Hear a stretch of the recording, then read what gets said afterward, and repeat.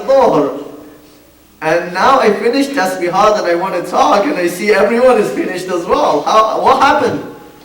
So I asked them, what's going on? How do you guys finish that soon? And they said, Maulana, Imam has recited the previous rak'at for us. We just joined the last rak'ah and that's be counted, right? They're thinking that it's not only Surah Al-Hamd and Ruku and Surah Al-Ikhlas or any other surah. They're thinking any of the previous surah, previous rak'at, right, have been covered. So I had a hard time to convince them, no, that's not right. You need to join from the first rak'ah. Anyway, so I'm sure this is not going to happen here. Muhammad wa ali Muhammad salawat. Allahumma salli ala Muhammad wa ali Muhammad. So, in these 3 nights, I'm going to talk, I think, about a very important topic, which at least to me is very important. You know, it's about our salat. It's about the way that we think about ibadah in general. And salat is an example. So Quran recitation is another one. Any other kinds of ibadah that we do, right? There's a hadith from Imam Sajjad alayhi salam. Allahumma salli ala Muhammad wa ali Muhammad. It says, الرجل يصلي 50 سنة وما قبل الله منه صلاة واحدة. It says it is possible for a person to pray 50 years and none of his salat or none of his ibadah would have been accepted, which is very frightening. And then he continues, says, the salat, the condition for any salat to be acceptable is hudur al-qalb. So, few years ago, I used to deliver lectures and I used to say and give few tips for how you can actually practice hudur al-qalb, the presence of your heart in salat, to enjoy the salat. But that didn't work. I used to say, for example, know the translation of your salat. I used to say, when you are doing the qunut, make it relevant to your life, make it relevant to your day. Just don't memorize one dua from when you were 15 years old and you're repeating the same dua every day. It's like that you don't need anything else. I used to say, change the azkar of your salat. Do any dhikr that you really like it. Don't only say Subhana Rabbi al-Azim wa bihamdih. Don't only say Subhana Rabbi al-A'la wa bihamdih. Find any dhikr that you like it and repeat that. I used to give these kind of different tips to just have our heart present when we are praying. But as I was trying to practice it myself, I saw that it was not working. It was not working. Why? Because the problem was not only about one bad apple. The problem was not only even about the branch. The problem was about the foundation, the tree itself. The problem was about the system. The problem was about the concept, about the perspective, about the way that I was looking to ibadah. I was thinking that as long as I'm not able to change conceptually the way that I'm looking at ibadah, this is not going to be able. I'm not going to be able to solve it. So I started thinking and questioning the way that I was looking at ibadah in general. Right? So I found 6 different conceptual transitions that needs to happen in the way that we conceptualize ibadah, in the way that we look at ibadah, to change our perspective about ibadah. And if that happens, probably, inshallah, that's going to work out. If that doesn't happen, no matter how much you're trying to change like little things here and there, that's not going to happen. There is a hadith from Imam Hussein alayhi salam. Allahumma salli ala Muhammad wa ali Muhammad. It's actually the last night of his life, when enemies wanted to attack Imam al-Hussein alayhi salam and Ahlul Bayt. Imam sends Abbas alayhi salam to take some more time, to ask the enemy, give us a little bit more time. Well, we are not able to escape, so just give us a little bit more time. Why? Why are you asking for more time? And he says, because I'm missing something. I love something. In me, this is what he says. This is what he says to Abbas alayhi salam. He says, أني أحب الصلاة وتلاوة كتابه. I am in love with salat and the recitation of his book. I want to experience this again before going to him. He's not thinking about anything else. This is what he says in response to Abbas alayhi salam. And I'm like, what is the difference between my salat and the salat of Imam al-Hussein alayhi salam? What is the difference between my Quran recitation and his? That he really comes to it and he really enjoys it, and I come to it and I'm just waiting for Imam to finish or for my salat to finish. What is the difference? Why? He is a human being and I am a human being. How come he is able to be in love and enjoy it and I'm not? This is a serious question. Brothers and sisters, we probably are not able to perfect our life, but we are able to make it just a little bit better. When Prophet sallallahu alayhi wa sallam, Allahumma salli ala Muhammad wa ali Muhammad. When he says, Sallu kama ra'aytumuni usalli, this is a hadith which all of the schools of thought, from Shiis to Sunnis to any other school of thought, they have narrated this hadith. And the fuqaha took the hadith and said, Sallu kama ra'aytumuni usalli, pray as I was praying. They took it and they said, okay, you need to pray and recite the same surah that Prophet ﷺ was reciting. Go the ruku the same way that he was doing. Go to sujood the same way that he was doing. But I think there is a deeper meaning to this hadith. Sallu kama ra'aytumuni usalli, pray as I was praying, means to join the experience and the connection that he was able to make and he was able to have when he was praying.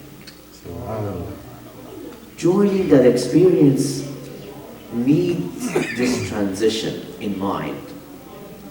Inshallah, what I'm trying to do tonight and the two other sessions that we have, to talk about these conceptual transitions that help us to experience what they had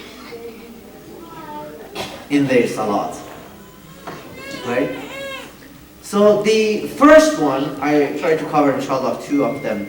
The first one tonight is, I call it coming from a prescriptive salat to a descriptive salat. what do I mean by prescriptive and descriptive? Please pay attention. The definition of ibadah is, if you translate it in Farsi, you normally say setayish, or in Arabic you say thana. Thana means praising, right? Praising someone. Meaning that ibadah is nothing except seeing the beauties of Allah subhanahu wa ta'ala and talking about it. That is ibadah, period. That's thana. Let me give you an example. I come to this masjid and I see that beautiful name of Allah subhanahu wa ta'ala back there, right? I see the color, I see the frame, I see the kind of like font that the artist has used, right? Or I see a flower and I see the color of this flower. I even smell the flower. I'm able to touch it. So its beauty becomes tangible to me. I really feel it. I really feel that beauty. I am able to see it and conceptually understand and recognize how beautiful this flower is, and then I start talking about it, right? Then I start talking about it. Think about when you go to see a very, very beautiful waterfall, and as soon as you see it, you go, wow. That wow is just the description, is just the physical expression of something that happened inside. You were able to understand and take in and realize and recognize the beauty and the azama and the majesty of this waterfall. And without you even like it, without you even wanting it, you go, subhanallah. This subhanallah, this wow, is just the physical expression of what happened inside. Let me give you an example.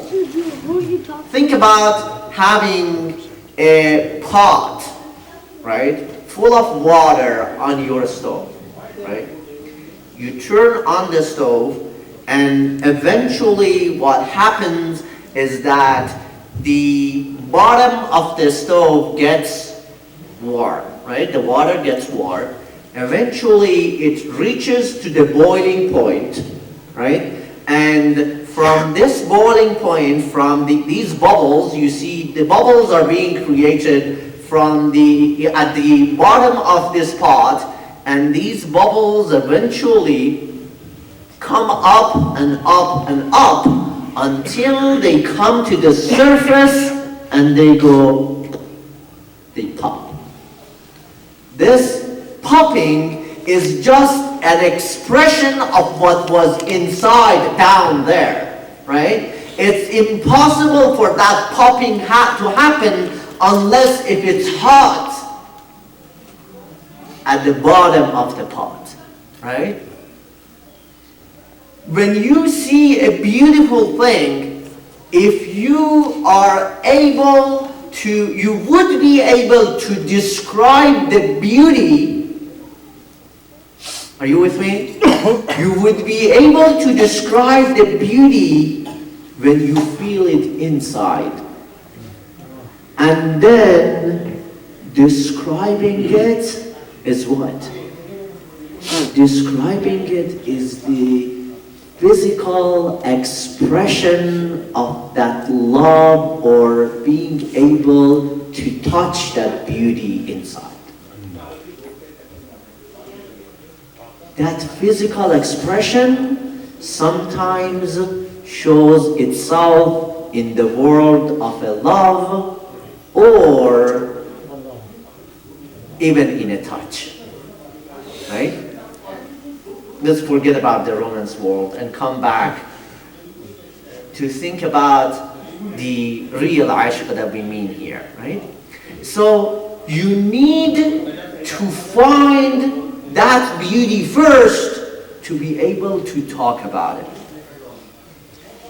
The descriptive salat is a salat that you were able to see that beauty first, and then you start just talking about it.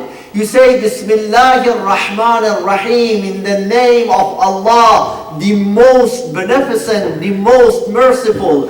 Alhamdulillahi Rabbil Alameen, all praise belongs to Allah, the Lord of the universe. Ar-Rahman Ar-Rahim, the most beneficent, the merciful. Malik Yawmiddin, the Lord, the Master of the day of judgment. You see? Is this anything than describing the beauty of Allah subhanahu wa ta'ala? That's nothing else. Descriptive salat is the salat of Imam al-Husayn alayhi salam. Allahumma salli ala Muhammad wa ali Muhammad. That is a descriptive salat. But us is a prescriptive salat. Our salat is totally different. Our salat is totally different. Why? Let me give you an example again.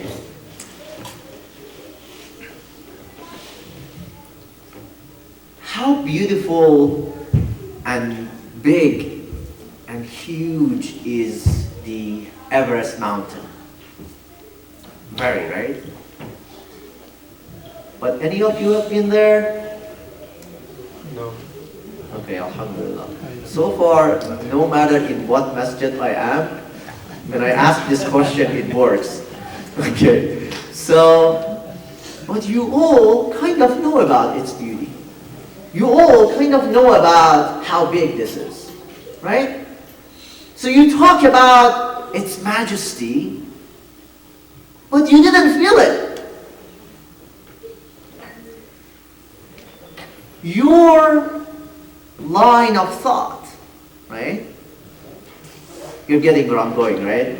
Your line of thought, your logic, your reasoning is telling you, if all of these pictures exist there, and if all of these people have seen it there, and have talked about the beauty of it, it should be beautiful. Look, it should be beautiful. That is the same thing, the same way that we come to Allah subhanahu wa ta'ala.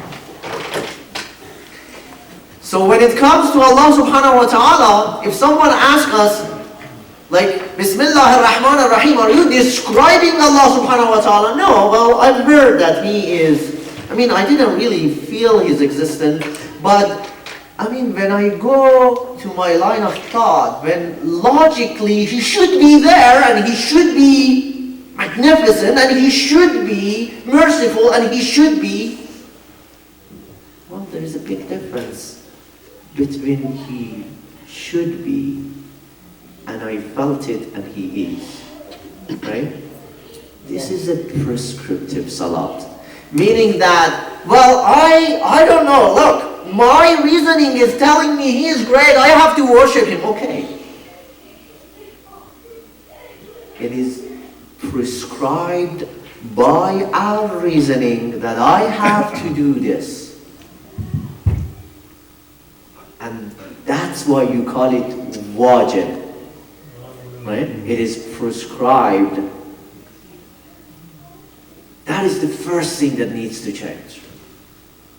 A prescriptive salat is not going to be joyful. It's not going to be joyful. Because you always feel the burden, because it's wajib. And it takes, I don't know how many years to change this perspective. Because we brought up, it kind of got there in our DNA somewhere, that getting rid of this perspective and getting rid of this way that we have conceptualized ibadah in our mind, it's becoming a second nature for us. Changing that to sitayesh, changing that to thana, changing that to understand that salat is nothing other than describing and talking and expressing the beauty of Allah subhanahu wa ta'ala. It takes forever. For us, I mean for me, I don't know.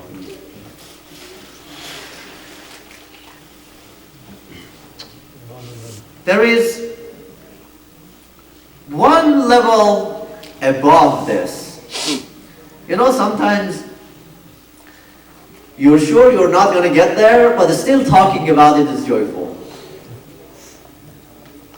That is being called, I called it embodied salat. What do I mean by that? That's beyond prescriptive. So I said, what was the first level? Come on. Prescriptive. Coming to descriptive. And probably, inshallah, going to recite salawat.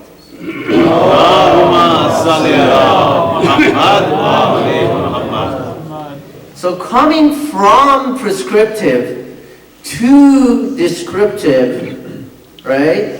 And to embodied. Let's see, what do I mean by embodied, right? To understand what do I mean by embodied salat, I have to take you to another world, which is the world of music. Well, I mean the halal music. Okay. Don't take me wrong on that, okay? And don't quote me on this. So, there are many different levels of getting engaged and listening to music, right? Especially if you're listening to music which is in a foreign language, right? So the first step is that you're trying your best just to understand the lyrics, right? What does that mean? That's the first step. You just want to know the lyrics of that music. The second level is that, okay, alhamdulillah, you know the music. Now you're sitting back and listening and enjoying the music. That's the second level. But there is another level beyond that, which is you get engaged with the music so much that instead of you playing the music, music plays with your body, and you start acting based on it, which is called something that you don't like to even mention, right? So let's take the concept here. Forget about that. Let's take this concept to our salat. With that, the embodied salat would be very clear. Okay. So for many of us, the music of salat is very foreign because it is Arabic, right? I mean, the first level is that to understand, Alhamdulillahi Rabbil Alamin. I'm somewhere lost in between what was the Ar-Rahman, what was the Ar-Rahim. So that's the first level. That's for the first graders, right? Alhamdulillah, inshallah, you all are past that level, right? You're graduated, inshallah. Okay? So the second level is that when you recite it, you say Alhamdulillahi Rabbil Alamin, and you're enjoying your own recitation. You sit back, you're kind of listening to yourself. Right? The third one, which is the embodied salat, is that instead of you reciting the salat, you are actually becoming a physical expression of describing the beauty of Allah subhanahu wa ta'ala. So you see that Allah is the biggest, is the greatest being in this universe, and your hand goes up and you say Allahu Akbar. and you see how great He is, and you say, Subhana Rabbiyal Azim wa bihamdih, and your whole body goes to ruku, and you see how great He is, Subhana Rabbiyal A'la wa bihamdih, and your whole body goes to sajda. That is embodied salat. That is why we don't enjoy it. That is why we are still in the prescriptive class. Inshallah, we'll talk about more about how we should change the concept of our ibadah in our mind. This was only the first transition that needs to happen in our mind to be able to have a salat like Imam al-Hussein alayhi salam when he was saying, Inni uhibbu salat wa talawata kitabih. Inshallah, we will continue this discussion, and I ask Allah subhanahu wa ta'ala to help us as we are enjoying talking about it and listening to it. Inshallah, be able to experience and enjoy the salat itself. Barakat salawat ala Muhammad wa ali Muhammad. Allahumma salli ala Muhammad wa ali Muhammad.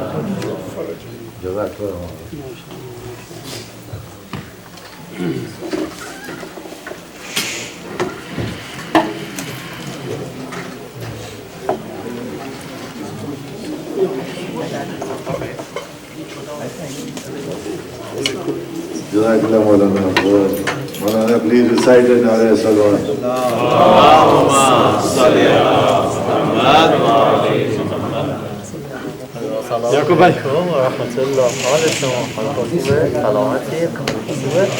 نقبی هستم جوان. سجادی حال شما خوبه؟ سلامتی؟ We have a very little time, so please pay attention for these announcements, and we will socialize. We will socialize after the namaz. Okay? Qal Muhammad wa ali Muhammad, please settle down and sit down. Please sit down. Muhammad salawat.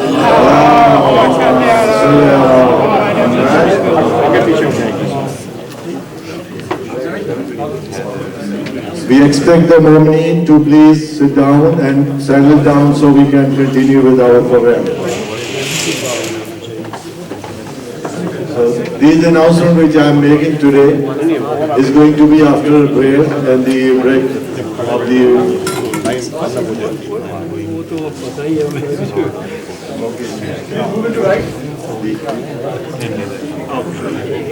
Okay, so yesterday we had a very good presentation, but the presentation for recycling, which is a campaign we are building here in ICG, not only in ICG, other centers. So please cooperate and look after the sign which we have. Please sit down.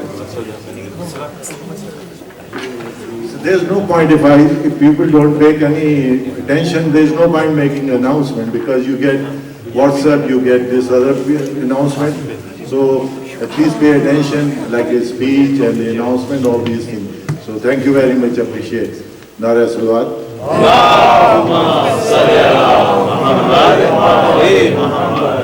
Okay, tonight presentation is for the medical related, which is the doctor's panel will be here, and it's a healthcare and Ramadan.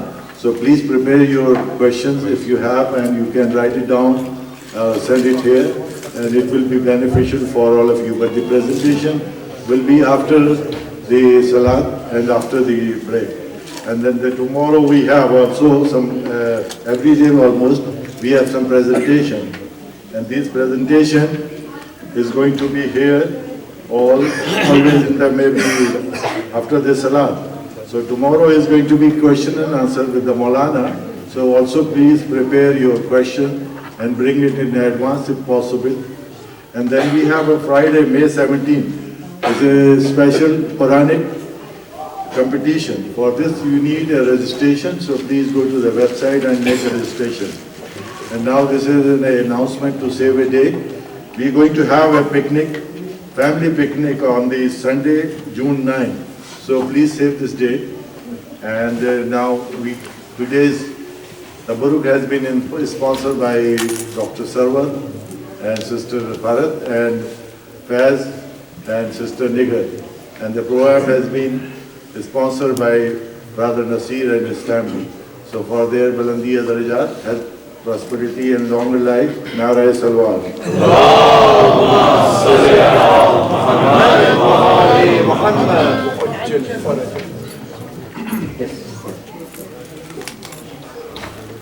Yeah, so You had more announcements? yeah, we have to just Sorry, I thought you said salawat. no. Salwat is to make a break and take attention. We say Salwat.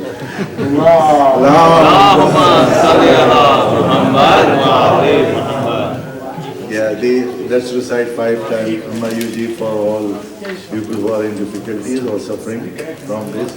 And for today's sponsor, Bismillahirrahmanirrahim. Amma yujibul mustarra ya da'u wa yakshifu su. Amma yujibul mustarra ya da'u wa yakshifu su. Amma yujibul mustarra ya da'u wa yakshifu su. Amma yujibul mustarra ya da'u wa yakshifu su. Amma yujibul mustarra idha da'ahu wa yakshifu su. Please recite 1 time Surah Hamd and 3 times Surah Ikhlas for Marumeen, Mu'mineen and Mu'minat, and for the Marumeen of the community and the Marumeen of this. The names are written on the monument of Zahra, and today's sponsor, Tajammul Hussain Rizvi, Mudaffar Hussain Rizvi, Jamal Ara, Baqar Hassan, Waqas Hassan, Sarwar Hussain Zaidi, Afsar Hussain Zaidi, Zakia Khatun, Shabbir Hassan, Shahir Banu, and Denise Banu.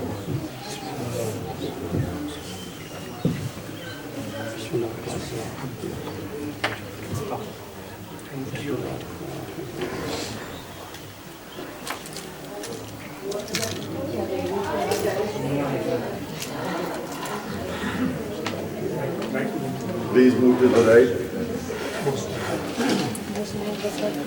Maulana Jawadi, can I request you to perform the azan? Sorry, okay.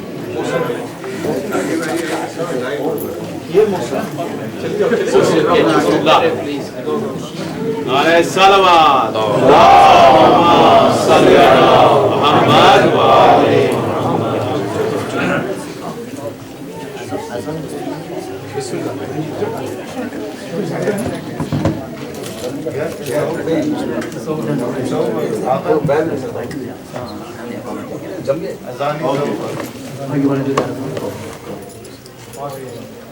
سبحان الله والحمد لله ولا إله إلا الله والله أكبر ولا حول ولا قوة إلا بالله العلي العظيم.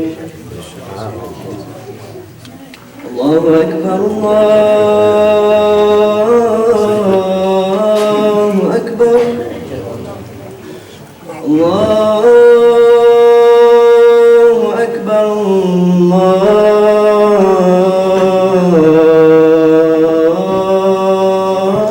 الله أكبر. أشهد أن لا إله إلا الله.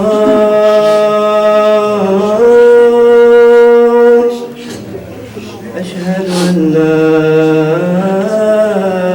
إله إلا الله. أشهد أن محمدا رسول الله.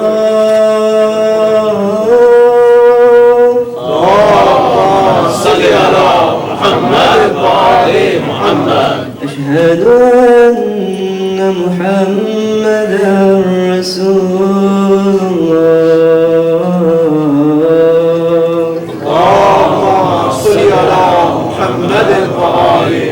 أشهد أن عليا ولي الله أشهد أن عليا حجة الله حي على الصلاة حي على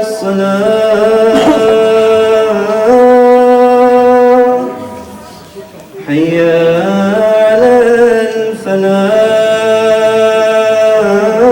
الفلاح حي على الفلاح حي على خير العمل حي على خير العمل الله أكبر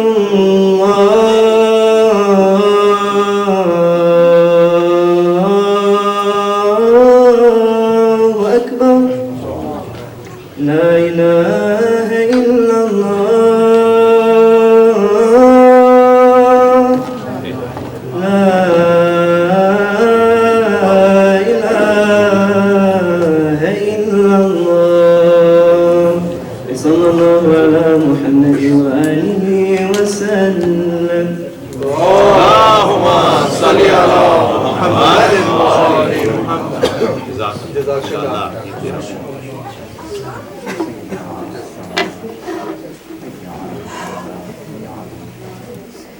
حي على خير العمل حي على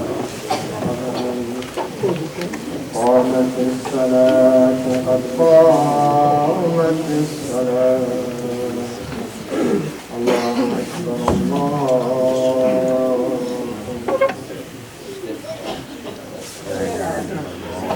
Please fill the gap and move to the right so that the links can be made to the ladies' side.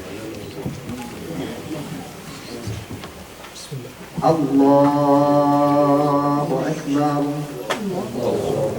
بسم الله الرحمن الرحيم الحمد لله رب العالمين الرحمن الرحيم مالك يوم الدين إياك نعبد وإياك نستعين اهدنا الصراط المستقيم صراط الذين أنعمت عليهم غير المغضوب عليهم ولا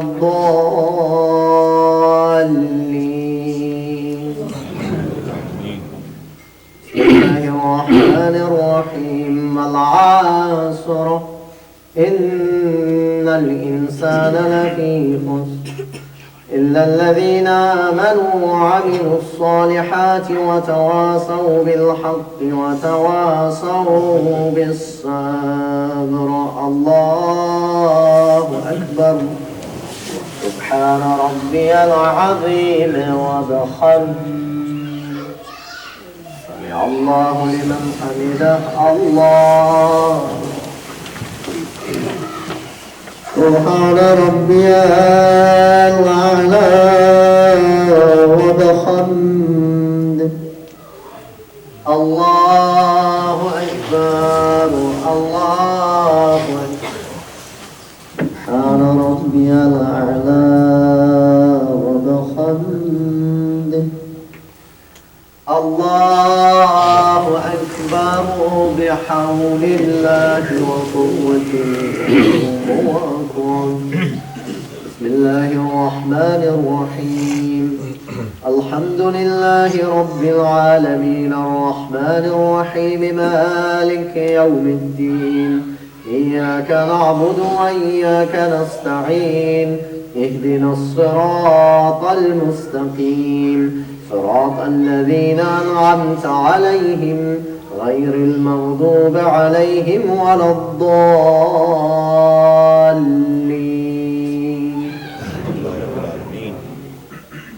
بسم الله الرحمن الرحيم قل هو الله أحد الله الصمد لم يلد ولم يولد ولم يكن له كفوا أحد الله أكبر اللهم صل على محمد وآل محمد وعجل فرجهم واجعلنا كما تحب وترضى يا كريم واجعلنا من المتقين واجعلنا للمتقين إماما الله أكبر سبحان ربي العظيم وبحمده سمع الله لمن حمده الله أكبر سبحان ربي الأعلى وبحمده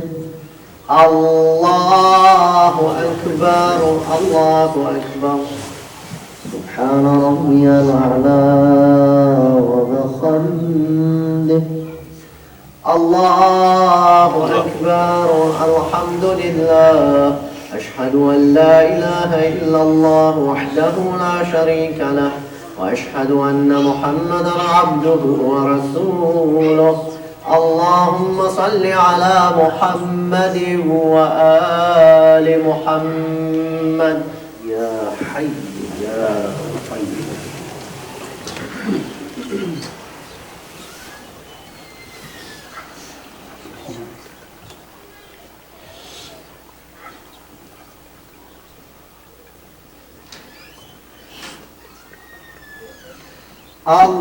الله أكبر سبحان ربي العظيم وبحمده سمع الله لمن حمده الله أكبر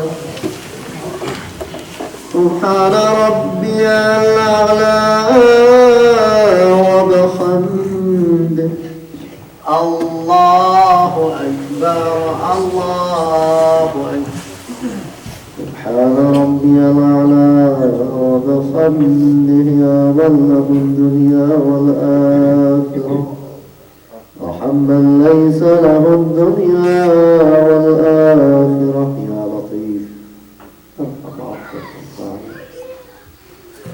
الله أكبر الحمد لله أشهد أن لا إله إلا الله وحده لا شريك له وأشهد أن محمدا عبده ورسوله اللهم صل على محمد وآل محمد السلام عليك أيها النبي ورحمة الله وبركاته السلام علينا وعلى عباد الله الصالحين السلام عليكم ورحمة الله وبركاته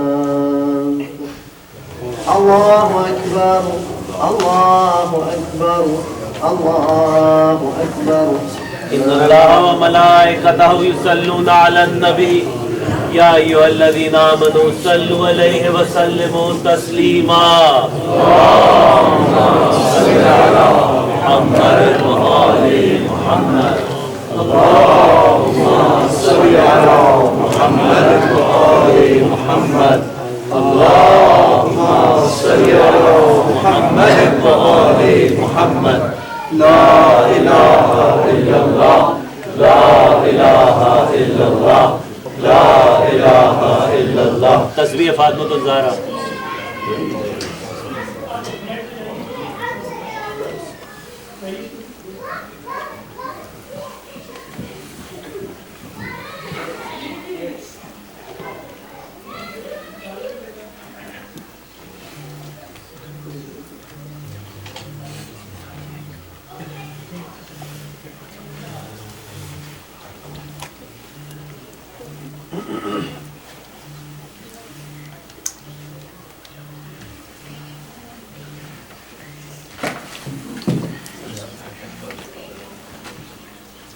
بسم الله الرحمن الرحيم يا علي يا عظيم يا غفور يا رحيم أنت الرب العظيم الذي ليس كمثله شيء وهو السميع البصير. وهذا شهر عظمته وكرمته وشرفته وفضلته على الشهور، وهو الشهر الذي فرضت صيامه عليه، وهو شهر رمضان الذي أنزلت فيه القرآن هدى للناس وبينات من الهدى والفرقان، وجعلت فيه ليلة القدر وجعلتها خيرا من ألف شهر. فيا ذا المن ولا يمن عليك، من علي بفكاك رقبتي من النار، في من تمن عليك وادخلني الجنة برحمتك يا أرحم الراحمين.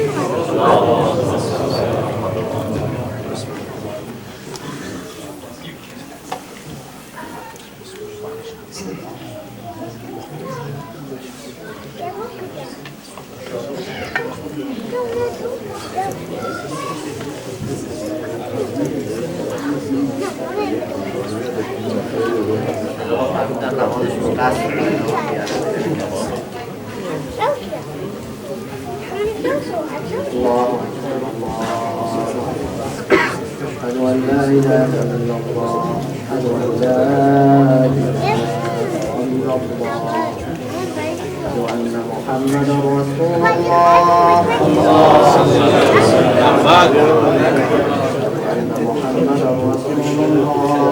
اللهم صل على محمد أن عليا ولي الله، أشهد أن عليا حجة الله صلوات الله وسلامه عليه. حي على الصلاة، حي على الصلاة، حي على الفلاح، حي على الفلاح، حي على خير العمل، حي على خير العمل. قامت الصلاة، قامت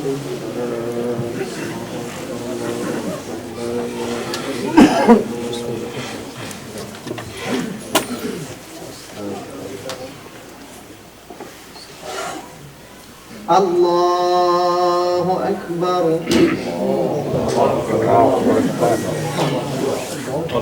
بسم الله الرحمن الرحيم. الحمد لله رب العالمين، الرحمن الرحيم، مالك يوم الدين.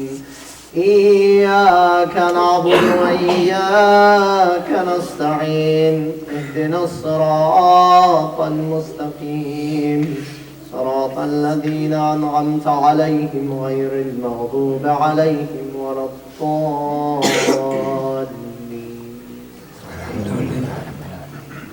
بسم الله الرحمن الرحيم. العصر، إن الإنسان لفي خسر إلا الذين آمنوا وعملوا الصالحات وتواصوا بالحق وتواصوا بالصبر. الله سبحان ربي العظيم وبحمده، سمع الله لمن حمده. سبحان ربي الأعلى وبحمده. الله أكبر. الله سبحان ربي الأعلى وبحمده. الله أكبر.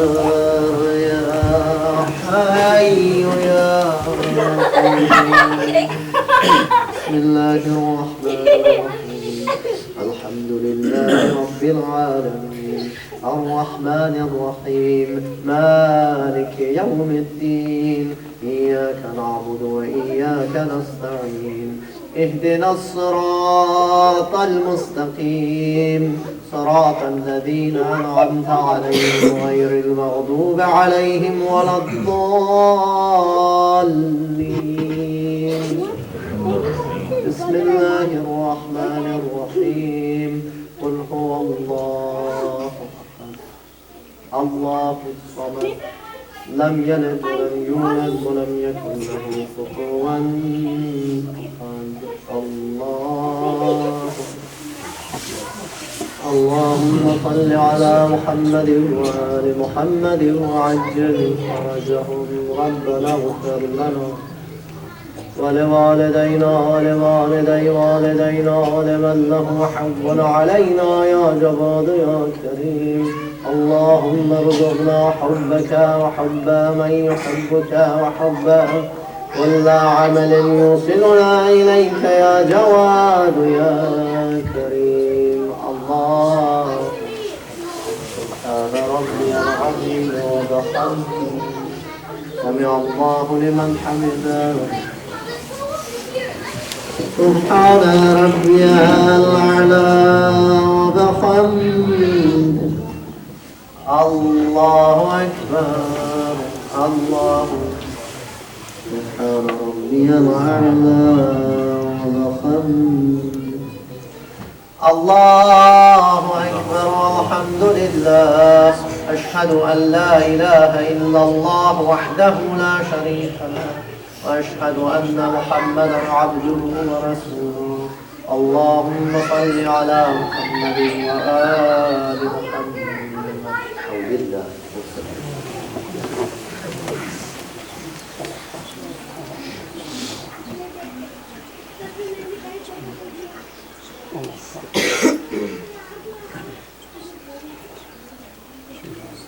الله أكبر.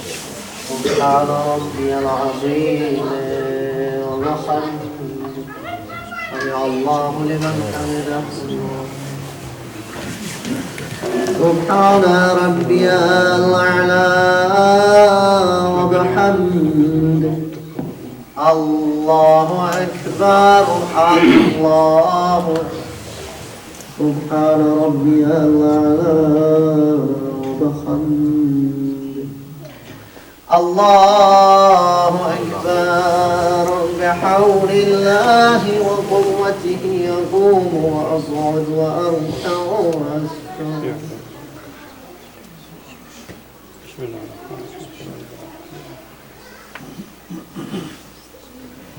الله أكبر. سبحان ربي العظيم وبحمده.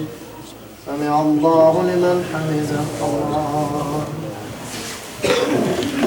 سبحان ربي الأعلى وبحمده.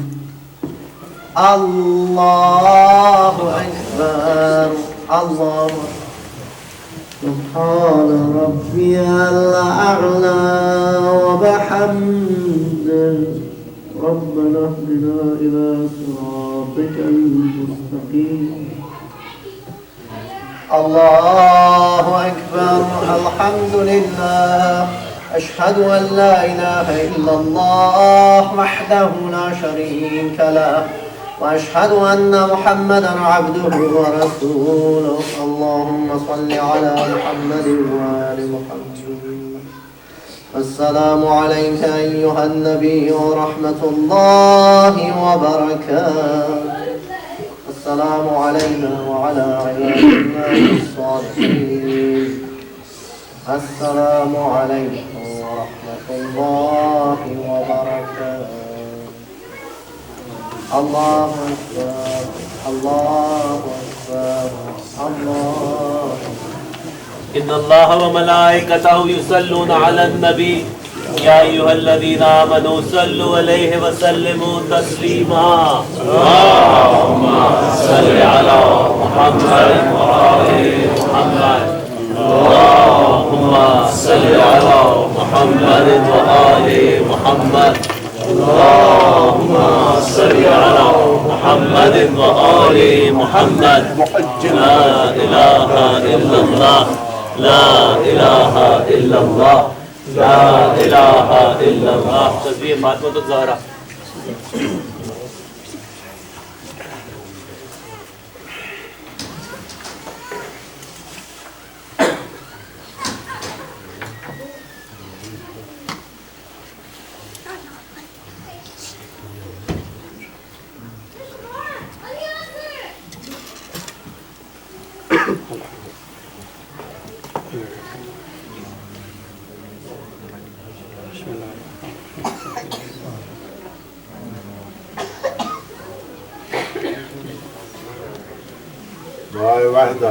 بسم الله الرحمن الرحيم لا إله إلا الله إلها واحدا ونحن له مسلمون لا إله إلا الله ولا نعبد إلا إياه مخلصين له الدين ولو كره المشركون لا إله إلا الله ربنا ورب آبائنا الأولين لا إله إلا الله وحده أنجز وحده ونصر عبده وعز جنده وهزم الأحزاب وحده فله الملك وله الحمد يحيي ويميت ويحيي وهو حي لا يموت بيده الخير وهو على كل شيء قدير.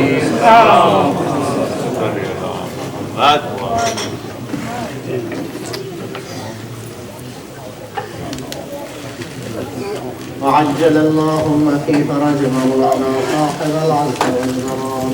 السلام عليك يا رسول الله، السلام عليك يا فاطمة الزهراء، السلام عليك يا أمير المؤمنين، السلام عليك يا حسن بن علي المجتبى ورحمة الله وبركاته. السلام على الحسين وعلى علي بن الحسين وعلى أولاد الحسين وعلى أصحاب الحسين. السلام عليك يا محمد بن علي الباقر ويا جعفر بن محمد الصادق ويا موسى بن جعفر الكاظم ويا علي بن موسى الرضا المرتضى ويا محمد بن علي الجواد ويا علي بن محمد الهادي ويا حسن بن علي العسكري ورحمة الله وبركاته. السلام عليك يا صاحب العصر والزمان، السلام عليك يا شريك القرآن ويا إمام الإنس والجان. عجل الله تعالى فرجك، وسهل الله لنا مخرجك ونورك ورحمة الله وبركاته. اللهم صل على محمد وآل محمد.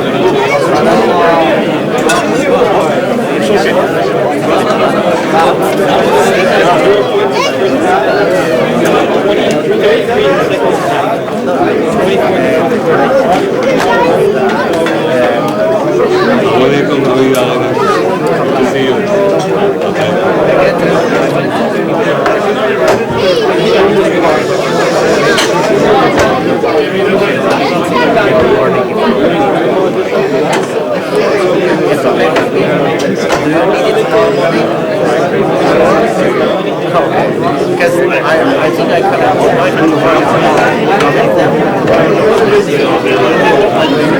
so that's everything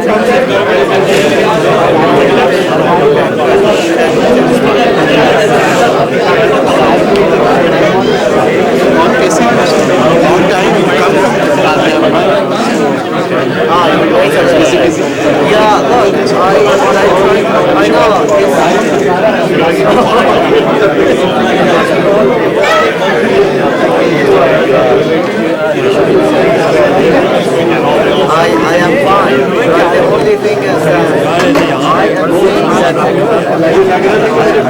from the azan to the iftar, we only 2 minutes. Okay? And it's always about 30 minutes. Like people have been fasting for 16 hours already. Okay?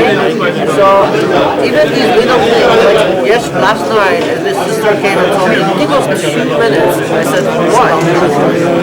They said for Salat al-Khufais, between the two. I'm like, fine, but what? 2 minutes you're asking, 2 minutes someone other is asking. So it becomes 30 minutes after Azan and it's really yeah, inshallah.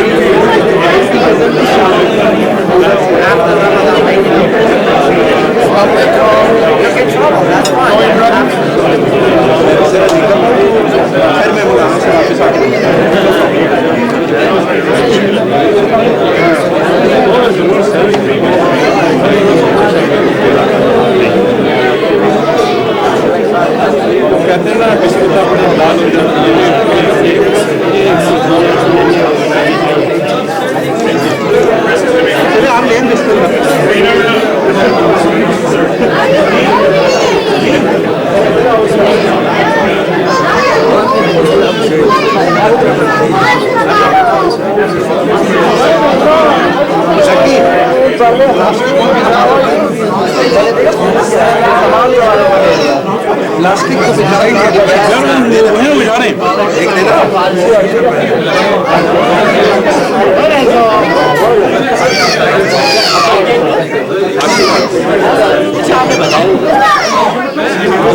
वही बताया था दूसरा वाला दूसरा तो एक आपके पास obviously are you sharing is caring आजकल बड़ी डाल दो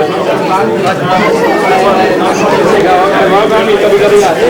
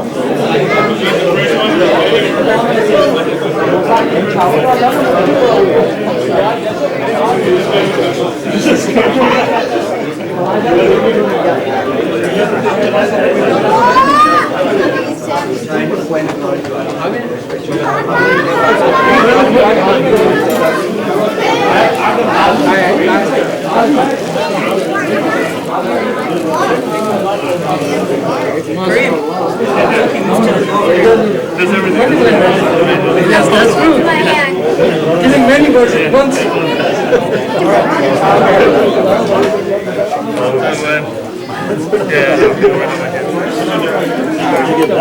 It needs to work.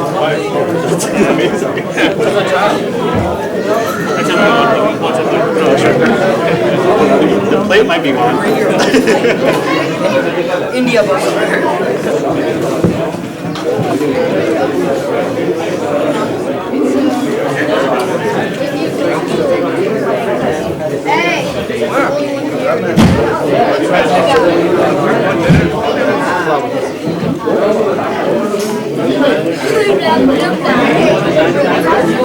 It was like main characters.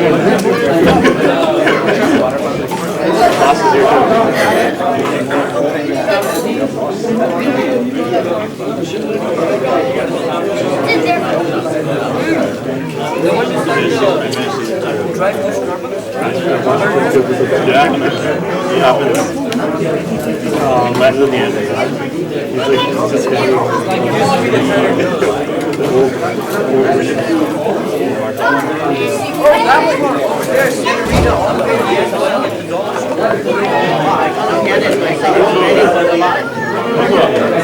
Good closure.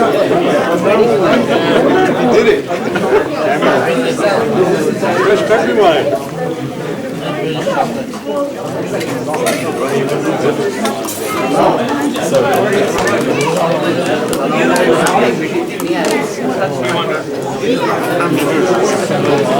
Me first.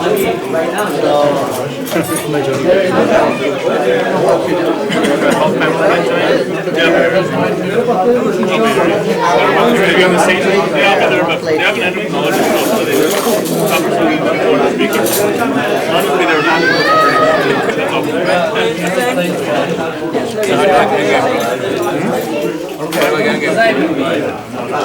What the fuck?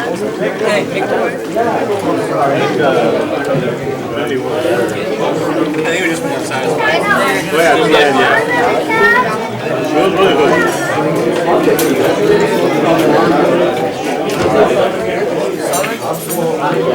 I'll bring it for you.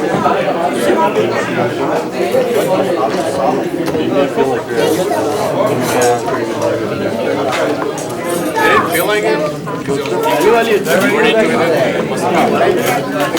That's all.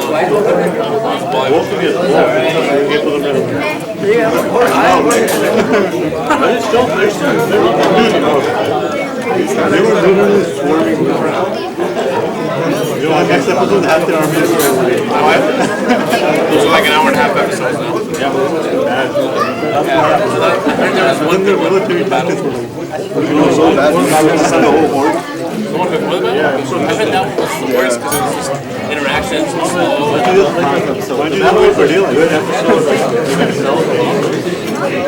Full battle, full shots. Maybe try to see anything else happen. If we were gonna, yeah, we'll never did. At the end of the episode, they got yeah, at the end of the episode, writer, he's like, yeah, like he's basically solid.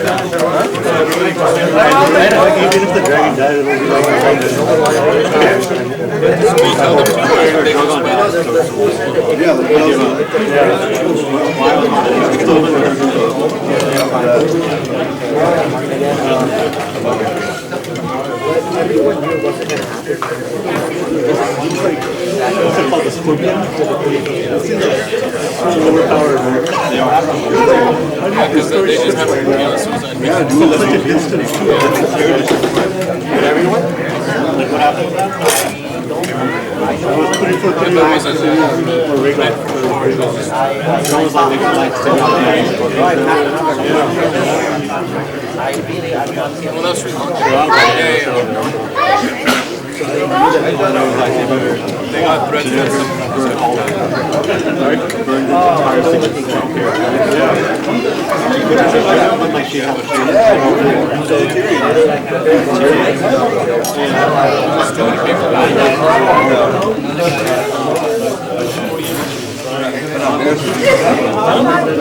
So the government's getting held back.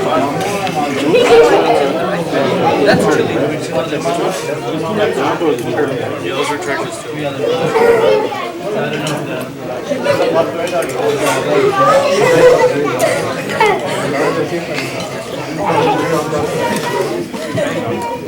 I didn't buy it. Waited 2 years for that, man. Waited 2 years for that. A lot of people say things like something sounds like Wednesday afternoon. Don't tell anyone. Please don't tell Chris Denarius was to tell something about don't tell anyone.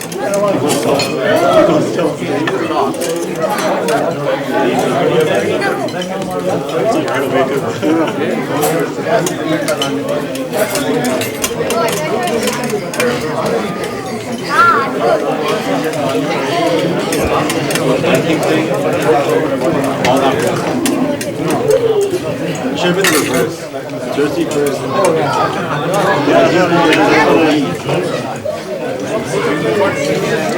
He was like, he's been the main word like since the beginning. It's almost like the long night last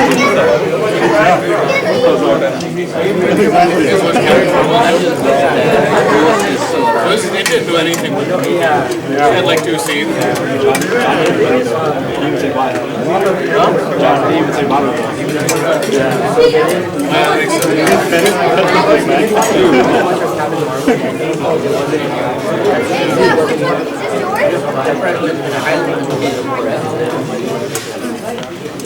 It's there to save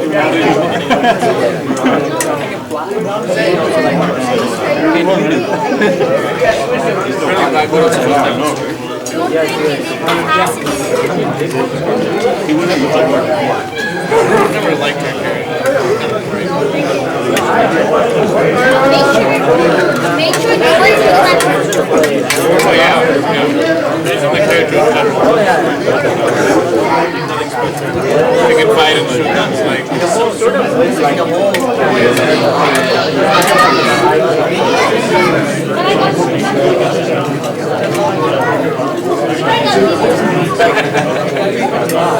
I showed it to him.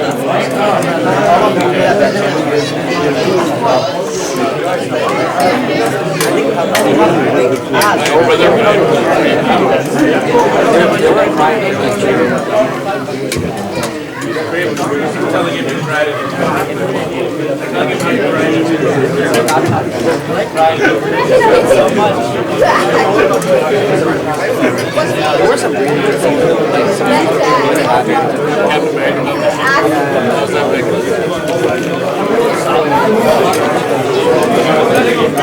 Oh yeah, they all started showing up. They all started showing up.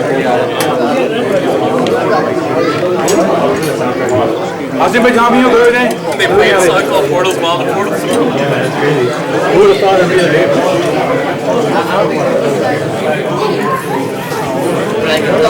I can tell them.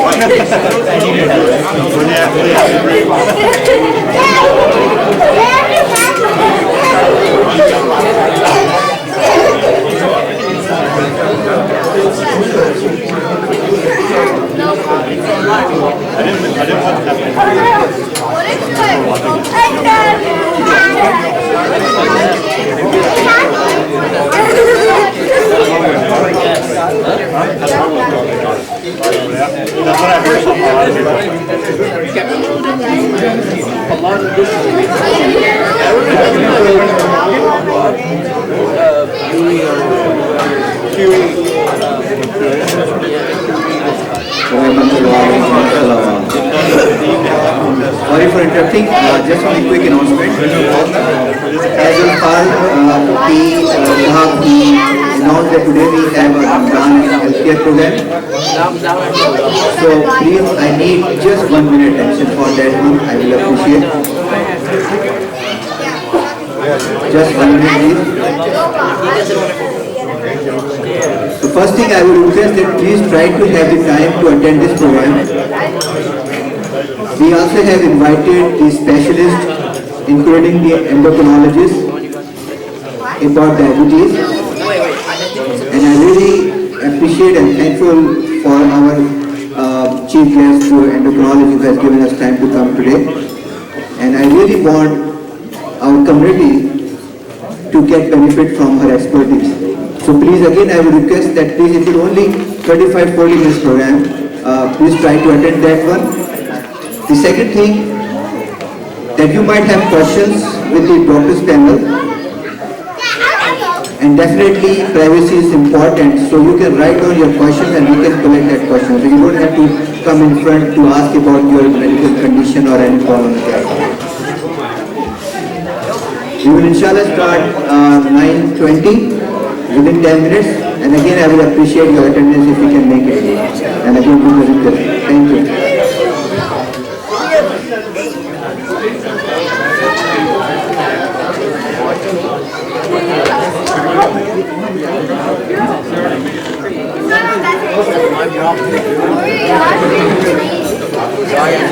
Give this to my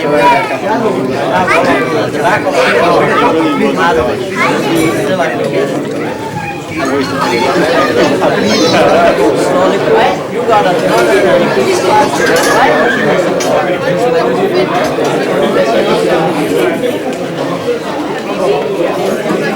They go into the scrolls. Where they go by the scrolls. The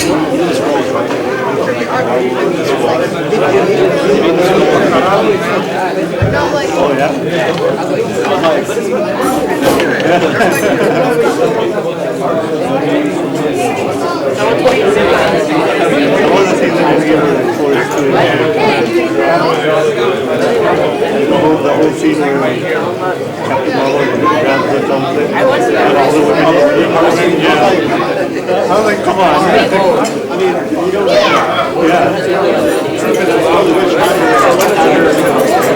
Yeah, exactly. You know,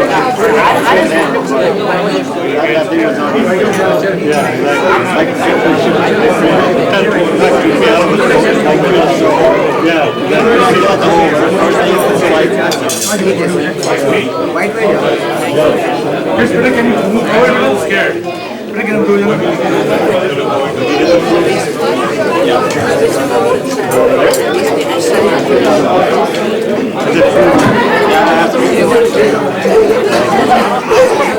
I'll see if they have some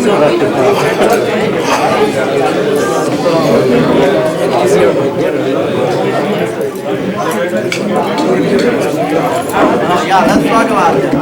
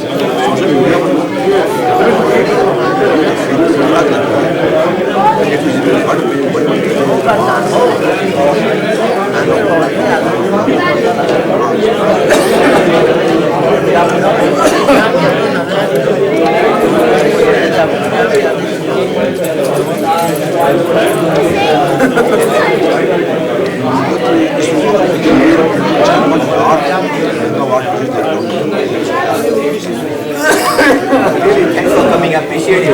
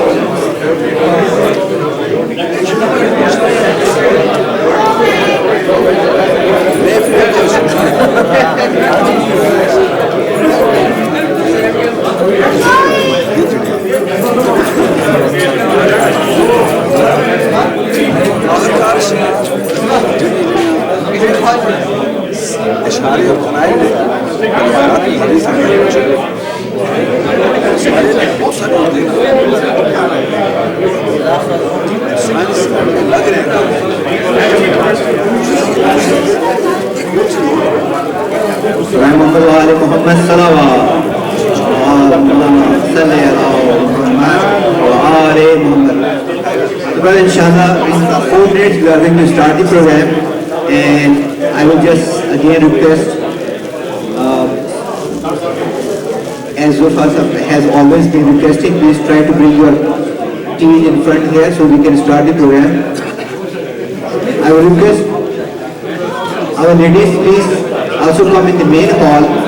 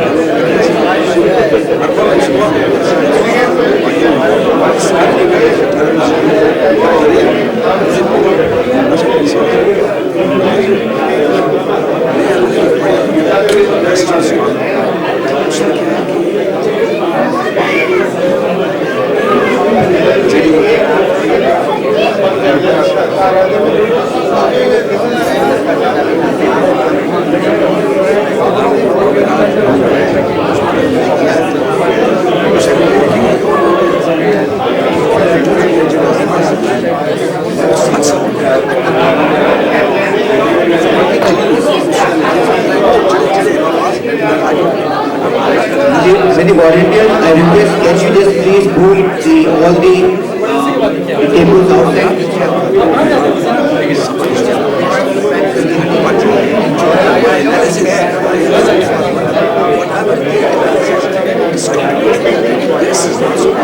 I will also request the ladies volunteer to please request all the ladies to come in the main hall so that we can start.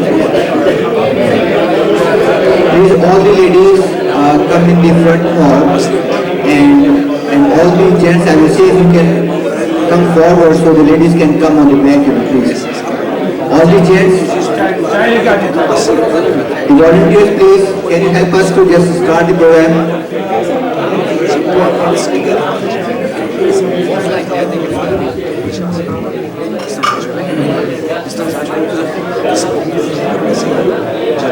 All the gents,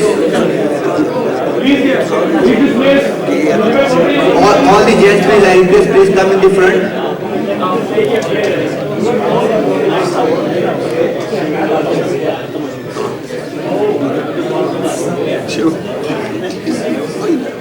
Can you take, volunteer, please, can you take the table outside of the team?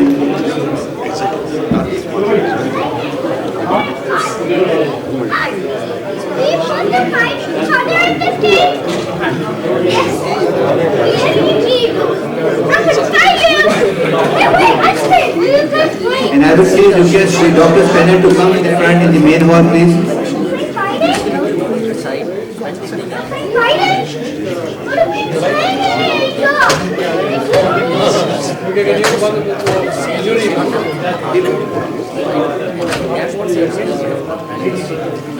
Volunteers, please, can you take the table outside? The tea table, please.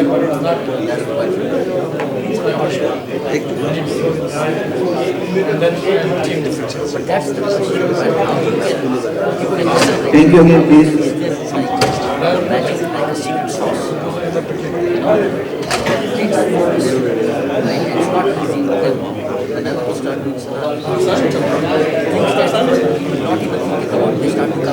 Okay, I will request again, ladies, please come in the main hall.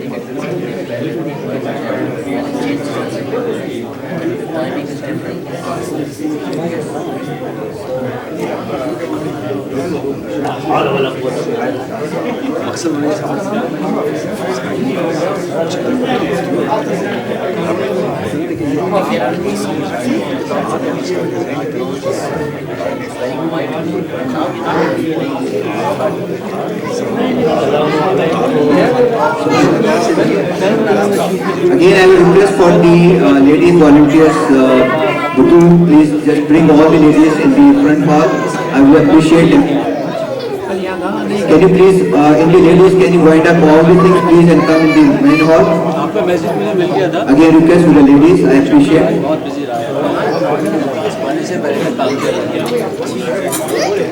We have the specialist endocrinology, she is here for us, and I really want to benefit from her. So please, let's start the program. Please come in the front.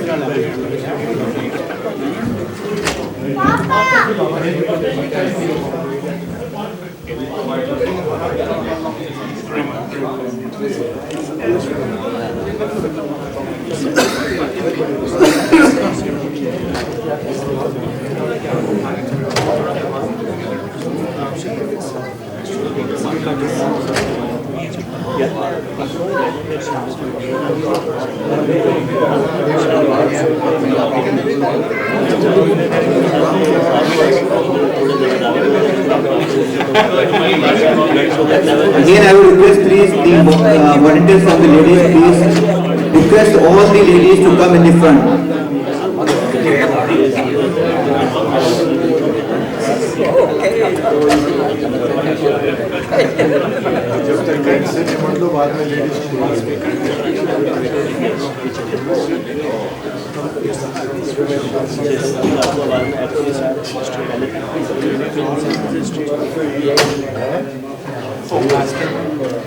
I think we are going to start.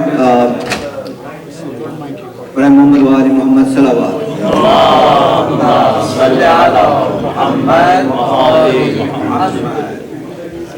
I will request our doctors panel, including our chief guest, Dr. Fatima Madni, who is the endocrinologist. And I really appreciate finding no words to thanks for her coming here.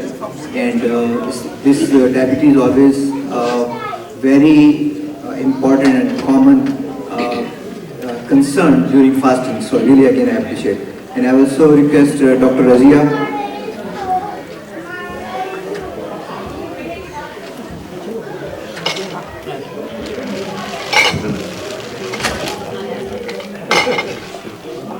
So I will request Dr. Razia, please, if you can join us in the doctor's panel. I will request Dr. Zishan. Yes, please.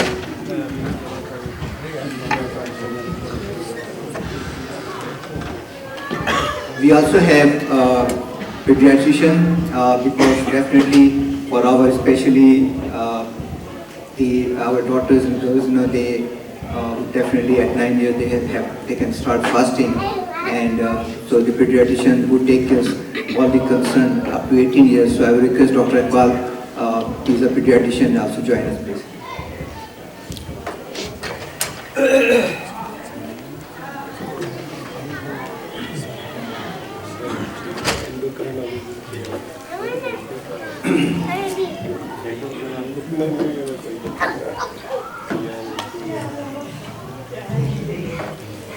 Again, I will request all the ladies please come in front and then we are starting. I appreciate ICG, including all the BOT members, especially including Brother Hassan, for making the arrangement of this program. We had this program last year with the name Ramadan and Healthcare. Healthcare is always the concern, most important during fasting.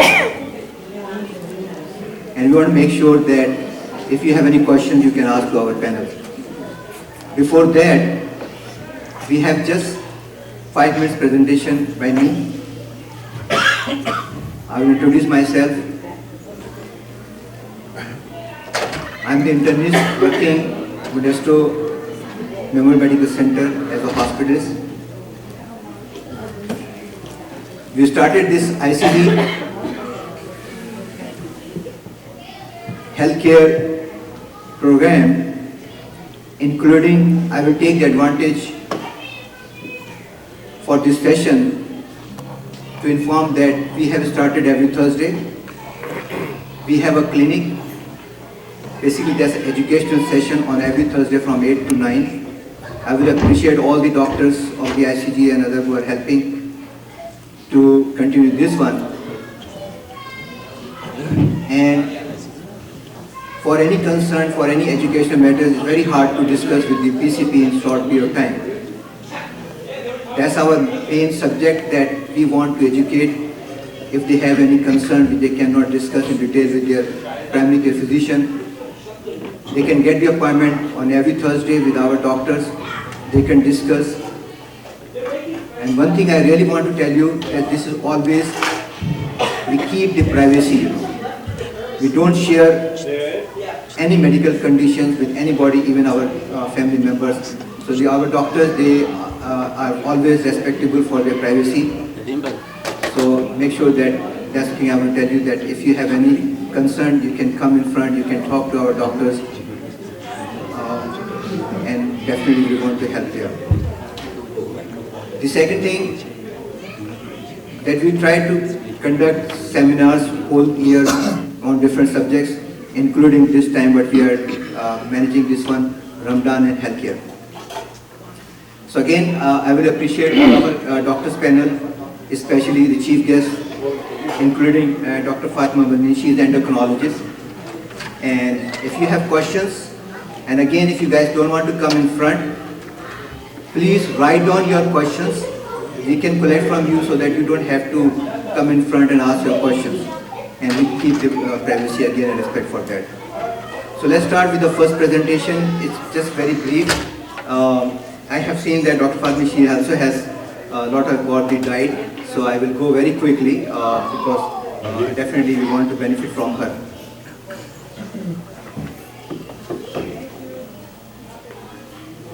Sorry for that.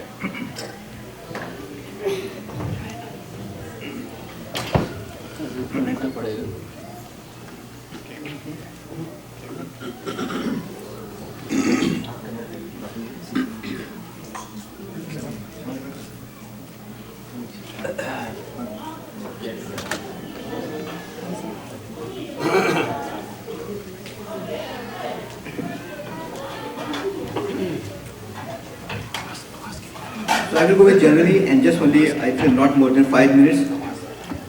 Ramadan and healthcare education's recommendations.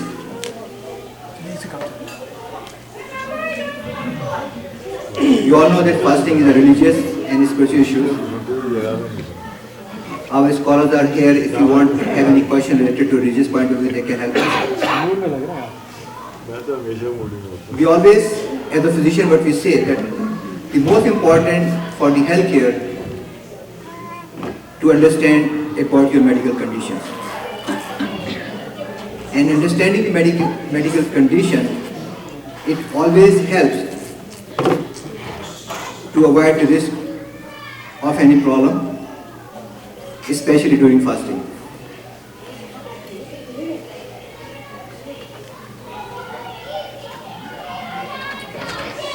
I mean, this slide I really want to bring in front, and inshallah next year we'll try to make it practical, that it should be 1 or 2 months before the Ramadan, so that you guys have the time to discuss with your physicians related to your concerns, especially about the fasting. That couple of years ago, I also posted some hints about the Ramadan and the healthcare. And in that, what we have to do, again, the understanding about medical conditions. Second thing, discussing with your doctors how you can manage during the Ramadan, how you can adjust your medication, because definitely we have a change of timing of our eating, like we are not having fasting, we are having seher, and the same thing. So the changes in timing is important. Some medication is also important, that you have to change the timing with the discussion of your doctors. Like I always say, like diuretics, instead of taking at the seher time, it's good if you take in the evening, But again, discussing with your doctors. So there may be some that you can discuss with the doctor and they can change some medication timing, including other doses, whatever is needed. Diet in Ramadan is also important, and we know that in the diet we have to make the balanced diets, including about carbohydrates, fats, protein, how much we have to have the carbohydrates, fats, as we have seen on this slide. I hope you guys can see. I don't want to go in detail and take the time.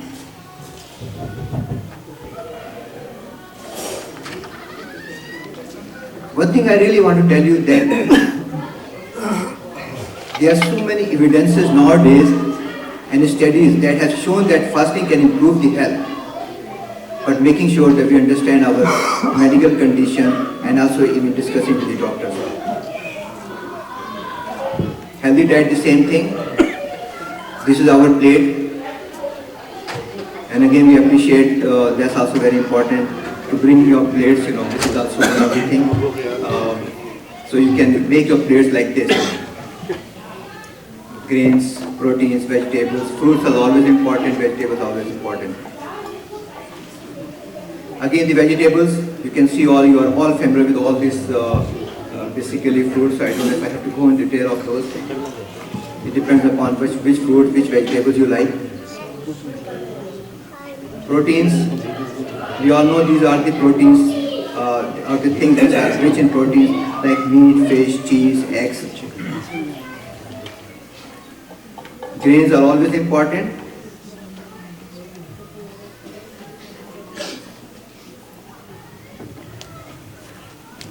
I will also really definitely talk about the water, which is very important, because dehydration is always a big concern, especially as I mentioned that there are some medication which can make the dehydration. So please, water intake is very important.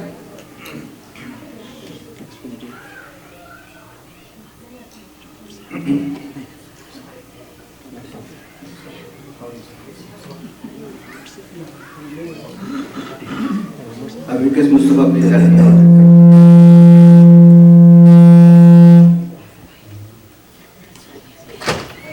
Thank you. So to avoid dehydration, I know it's very hard to drink so much water like this to tell them, but I have gone through many research and think that they definitely advise at least 8 glasses, which is very hard or whatever, but this is a recommendation. But you try to make it as much as possible. As I'm talking about to avoid dehydration, you please avoid caffeine. I know that definitely we are all used to of this one, so I'm not saying so you should not have the caffeine, but definitely like tea, coffees. It's good if you can avoid, especially at the seher, because definitely that's the time, the whole day you're not going to drink, and there's more risk of the dehydration. But again, it depends upon different people, so I'm not going to emphasize on that. Some people, they have to have the tea on the seher. Dairy products are also very important, Healthy oils. What really I can say that when they please avoid fried and oily foods.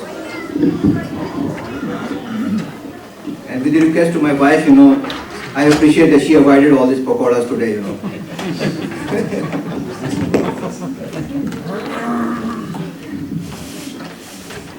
She was saying that all people, they don't enjoy with all these things. I say, yeah, definitely, but again, you say, thank you.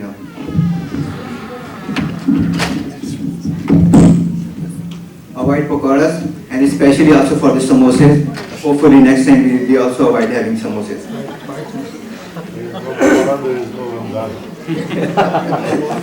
Yeah, we know that one. That's why I'm not going to say that they should not have it. The dates are always important. I don't know if I can go on detail of that one, the benefits and the good effects of the dates. Everybody knows. Benefits, it provides immediate energy to the body after whole day fasting. So again, I'm not going to in detail of that one. I will try to put all these slides on our website and you can go through it. But definitely I cannot say that how much good the dates, it provides a lot of the minerals, vitamins, definitely carbohydrates, energy, all these things. Even for the nervous system, This vitamin B and other antioxidants, and it also helps enhancing the cognitive function. We know that we all need this one. So I'm not going to talk about the diabetes. I think it was from the last year. We did not have the endocrinologist, but again I really appreciate, and I don't find the words to appreciate the endocrinologist, Dr. Fatima, coming here, and we go from her benefits. Please ask the question in the last, and we go from her. Thank you. Dr. Mushtaba Sarwa, I want, with your permission of doctors, actually, I'm also medical doctor. Dr. Mushtaba Sarwa.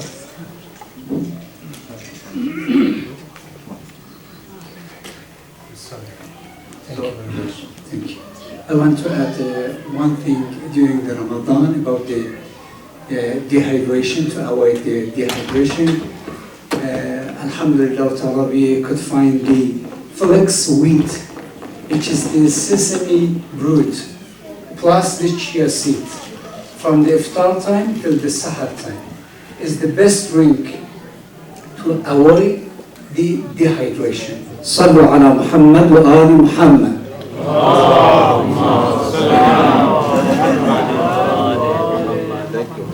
Mashallah, thank you. Dr. Jawadi, he definitely also has expertise, and the medical, he's also doctor, so I appreciate adding that.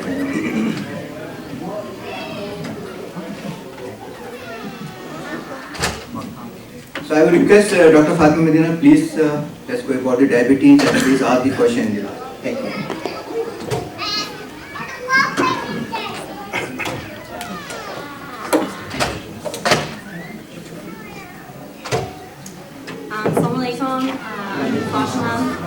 It's nice to have to be able to come and talk to you guys, and hopefully you guys will be able to get some information from the slides that I have.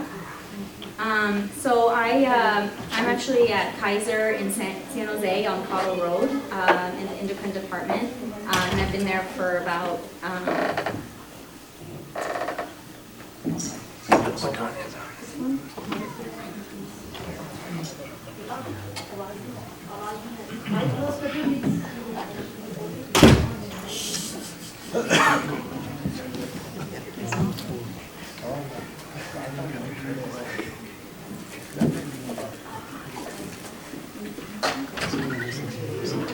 Please just stay also on the back, you know.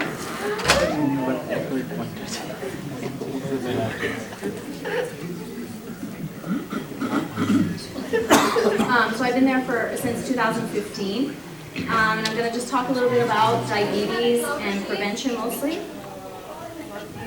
Sure. Sure. Can you take the mic in your hand so that take the mic in your hand so that. Okay. So just a brief overview of what I'm going to be talking about.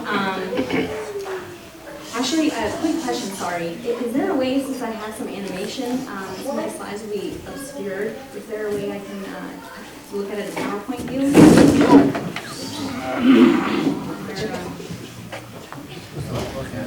there a way I have a USB? Slide view.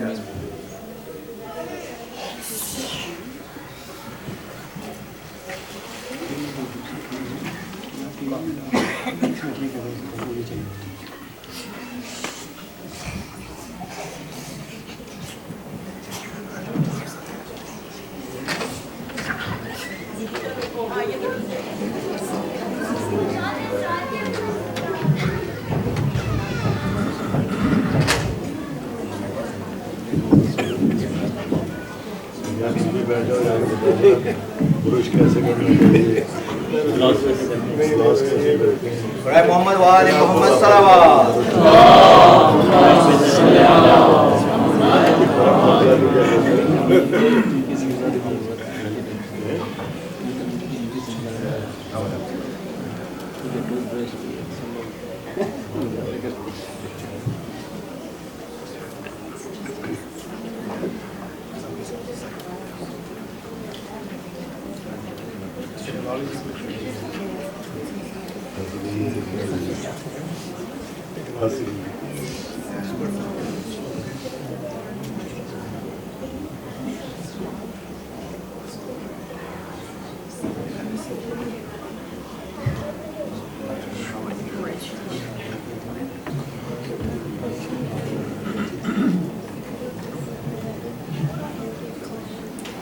Okay, so I'm going to talk a little bit about hormones, and then what diabetes is, prevention of diabetes, and then a little bit about fasting during Ramadan, and if you have diabetes and you decide you want to fast, how to maybe do it, and then the healthy diet, and then questions.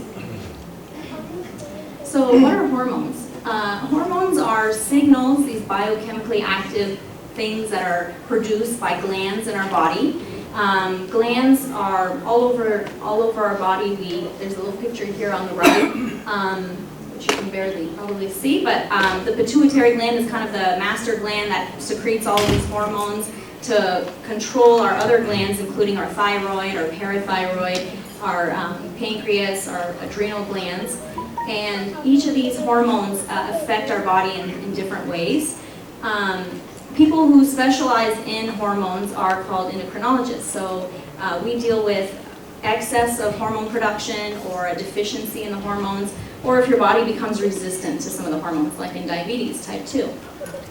So this slide was supposed to be with a little bit of animation, so sorry that it looks a little different.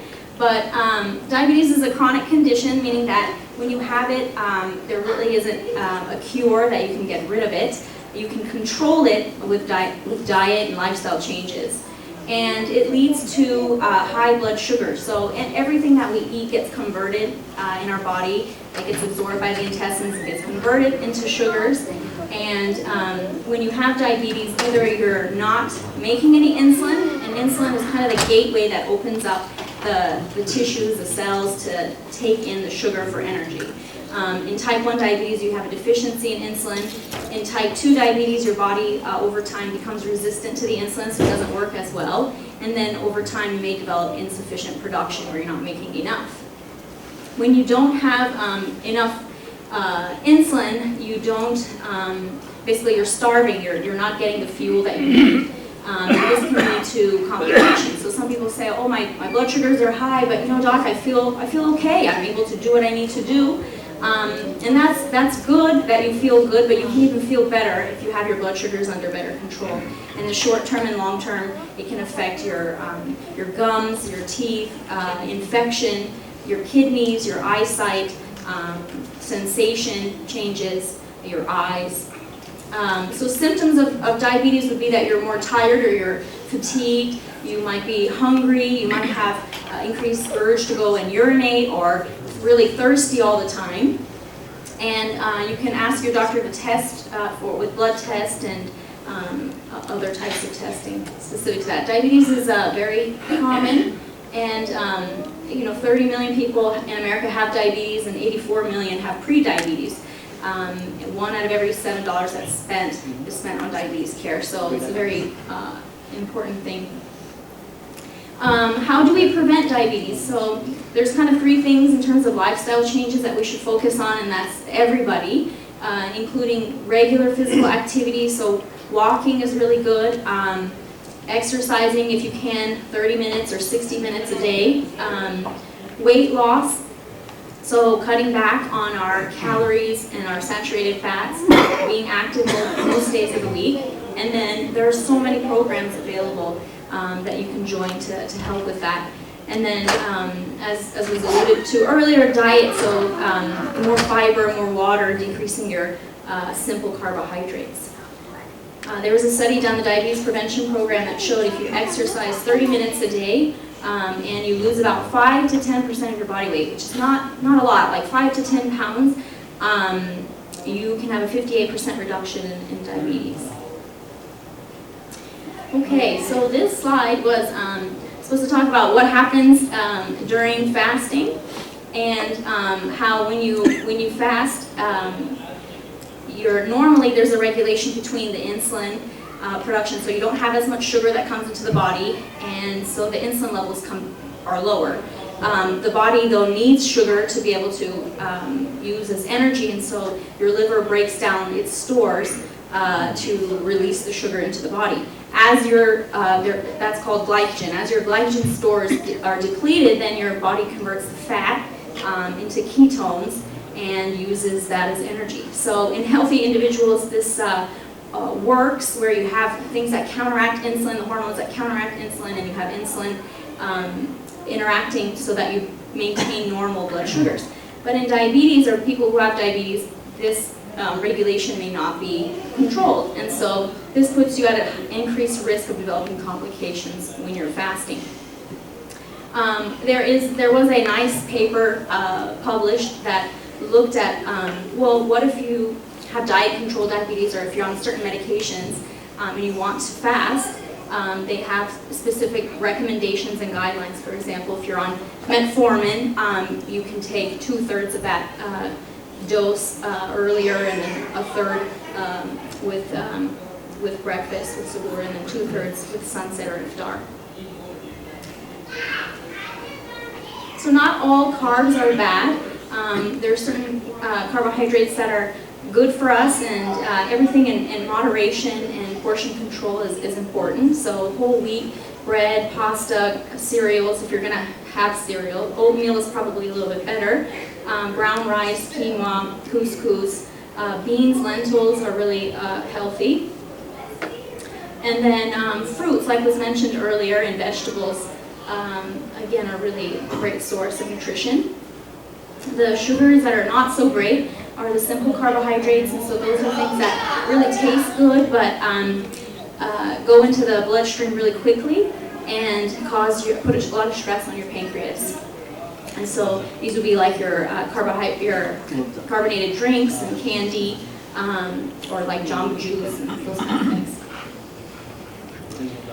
There are 3 ways that you can measure your carbohydrate intake. One is, as was mentioned earlier, was the plate method, which is really good. Making sure you also read the food labels when you're grocery shopping. And then another way that people do is measuring their foods. So the plate method, you want at least half of your plate with vegetables, non-starchy vegetables, a fourth with whole grains, a fourth with protein, and then fruit or a milk or something with some protein. The main thing about diet I just wanted to mention is portion control. And so a lot of people usually confuse the portion with the serving size. And so if you go to like Costco or a store that sells muffins or bagels, usually they sell things that are at least 2 servings. And so if you eat the whole thing, you're thinking, oh, I just ate 1 serving, but you're actually eating more. This picture at the bottom kind of breaks it down in terms of how they compare to things like baseballs.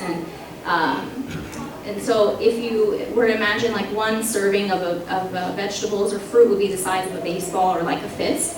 3 ounces portion of protein would be maybe the size of like a deck of cards. And then 1 ounce of cheese is about 3 to 4 dice. And then maybe a baked potato is like the size of a computer mouse. Another thing that's kind of hard to do is, especially during Ramadan, is trying not to shop when you're hungry. Because then you'll buy a lot of stuff that you might not eat. So, or maybe not good for you. Usually I try to tell people to maybe stay on the perimeter of the grocery store and find things that are fresh versus shopping in the center of the grocery store where you have a lot of processed foods and things that have a lot of harsh chemicals. If you can make a grocery list, that's really good so that you know what you need and what you're going to use. Making sure you choose fruits and vegetables that are in season. Eating less red meat. And then comparing the food labels. Another thing I just wanted to touch upon is weight. So, we put a lot of stress, especially women mostly, and maybe men as well, on how we look and our appearance. But you need to have realistic goals, and putting a lot of unnecessary stress on you is not good, because anxiety and stress definitely affect our health. So focusing on being more healthy is what I like to do, in trying to eat more plants, doing the plant-based diet, eating less processed foods. Weight control is something that doesn't happen overnight, and if anybody tells you that it will, it's probably going to be harmful to your body. So it's something that we have to work on our whole life. And so typically the recommendations are cutting back on our calories, about 200 to 500 calories a day. Increasing our physical activity, because we do a lot of sitting and working, especially now from a computer in one place. stress reduction, good sleep hygiene, and then definitely drinking more water. So there was a study done that you need to drink, women at least 2 liters a day, and men at least 3 liters a day, which is a lot of water. And that's basically it. MashaAllah. Actually, Doctor, thank you very much. Muhammad wa ali Muhammad salawat.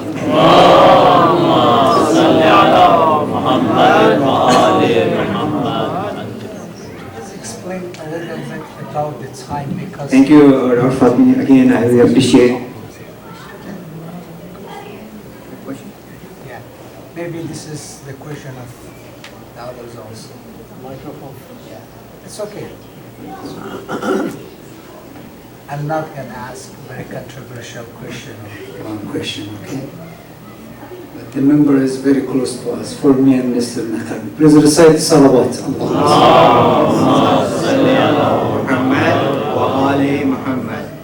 Sister Dr. Fatima, you mentioned about the time for the diabetics who takes the metformin or glibenclamide or the other medicine. What's the right time? Because the time for fasting is varies. Exactly the time, please. Okay, so see if I can pull up this slide a little bit. So usually metformin can be prescribed at different doses, and you can go up to, usually the recommendation is about 2,000 milligrams a day, and not typically to exceed, although some people, they do go up higher.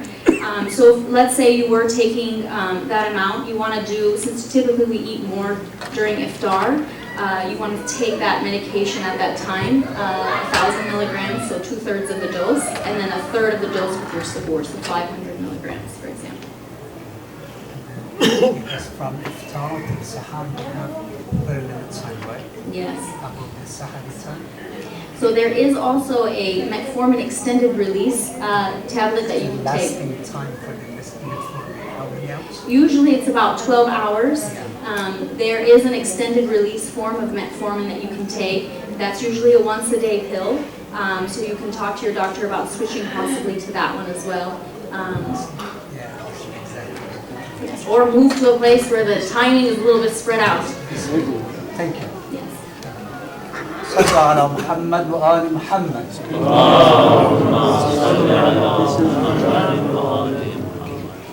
Thank you again. So again, I will request for the question session. You can ask question with any of our doctors panels. Especially, I will appreciate. Let's see. I think we have the dentists and other people also, doctors. So you can ask. Oh, I can't see. So anyhow, let's go with this one. So you can ask the questions directly, or you can write down your questions, and our volunteers can collect the questions from you, and then we can answer that one. So please, you can come forward for any question. Let us know. Any question, please. You can start.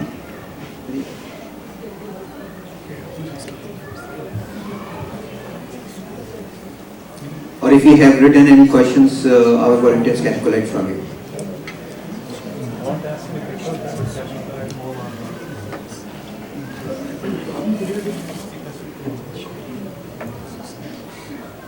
So please ask any questions, and definitely we want to benefit from our expert doctors.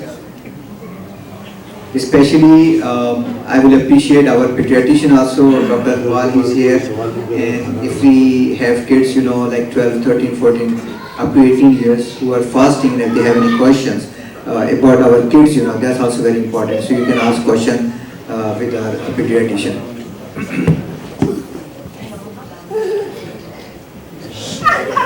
I hope by the time you guys are thinking, and hopefully you will come in front with your questions. I will definitely at this time, whatever I send some hints about the about Ramadan, I will say, and again our scholars are here, they can say that please don't skip your seher. Seher is very important, You can take your morning medication which you have to take at the time of seher, that's also important. Drinking water is also important.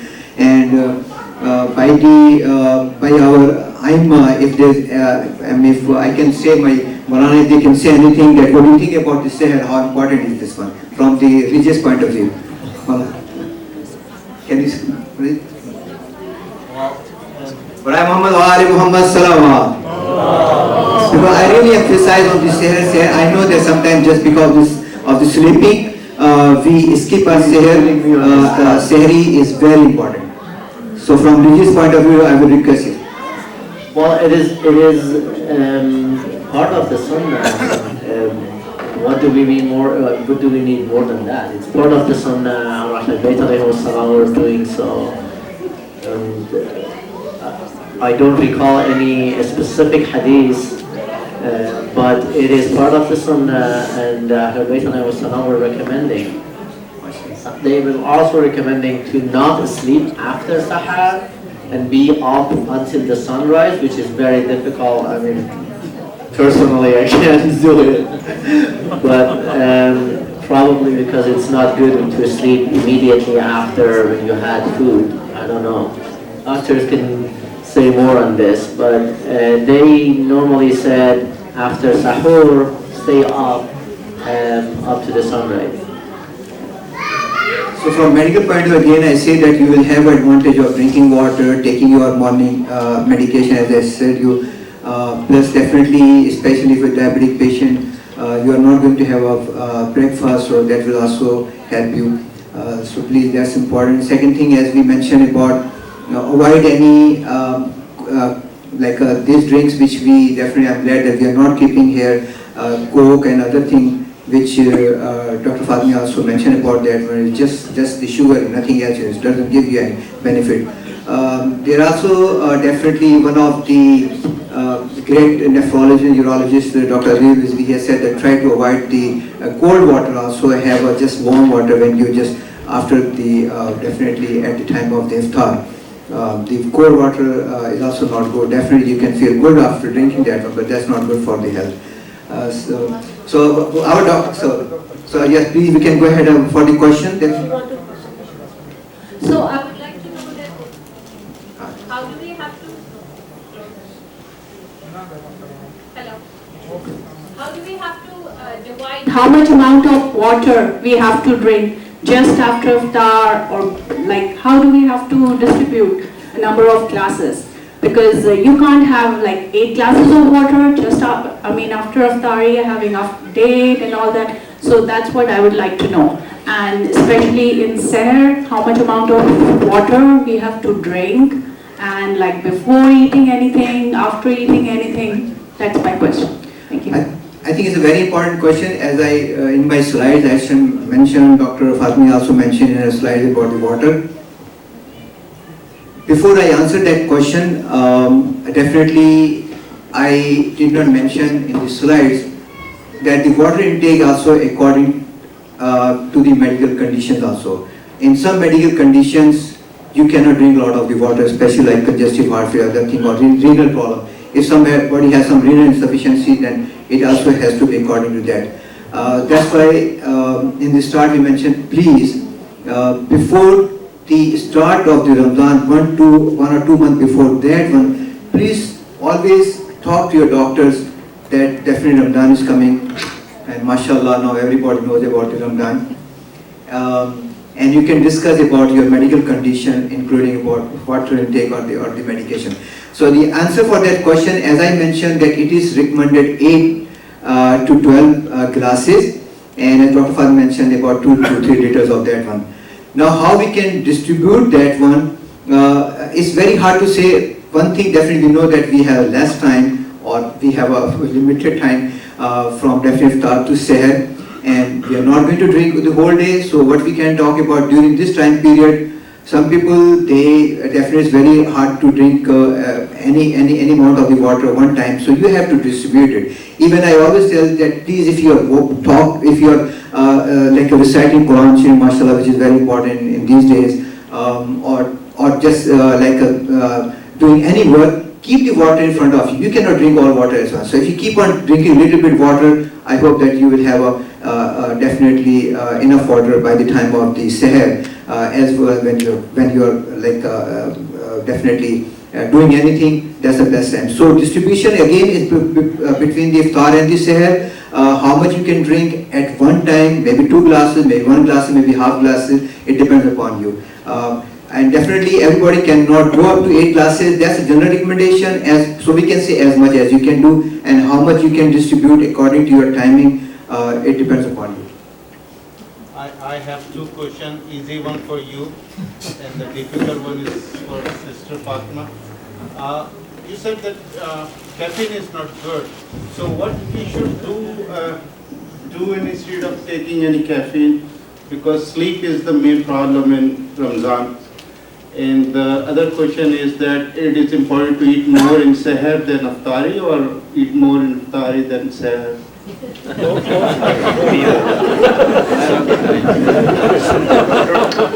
I think definitely these are.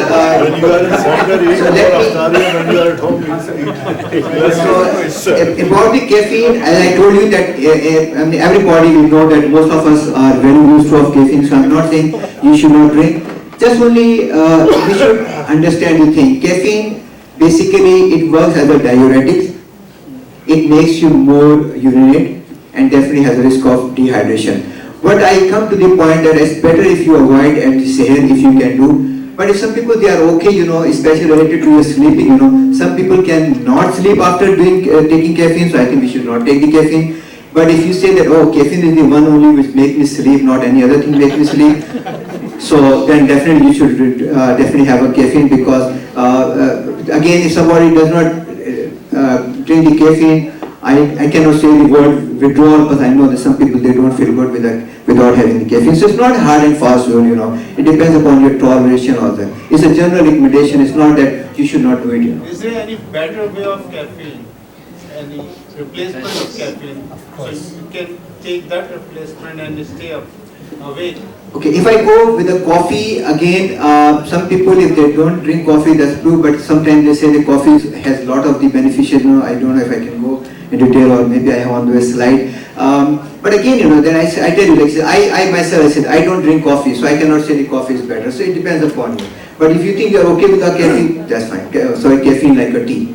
I don't know if there's any specific alternate than caffeine. Doctor, if my doctor panel, anybody has anybody has that alternate other than caffeine. It all depends on how your body is used to caffeine. If you drink a lot of tea, then probably you're going to have a withdrawal, and because you're not going to be drinking any caffeine after seher. If you can do without caffeine tablets, so it all depends on how much caffeine you drink on a normal day. It's like in normal days, I drink 1 cup of coffee. But in Ramzan, I might drink 2 times or 3 times the caffeine, because it's a less sleep time and you have to be awake also to perform. So I'm just concerned that is there any other alternate for that? Okay, you can try caffeine tablets, but I have never tried it myself. Acutely, no. And when we're looking for that level, can you hold the microphone so everyone can hear? So acutely, no. The best, I drink caffeine in the morning. You just have to know that it makes you urinate more, so you have to drink more water, so you don't dehydrate. There's no hard and fast rule not to drink it, but if you need to, if you're going to be up from Saturday time all the way, then you have to do what you're used to.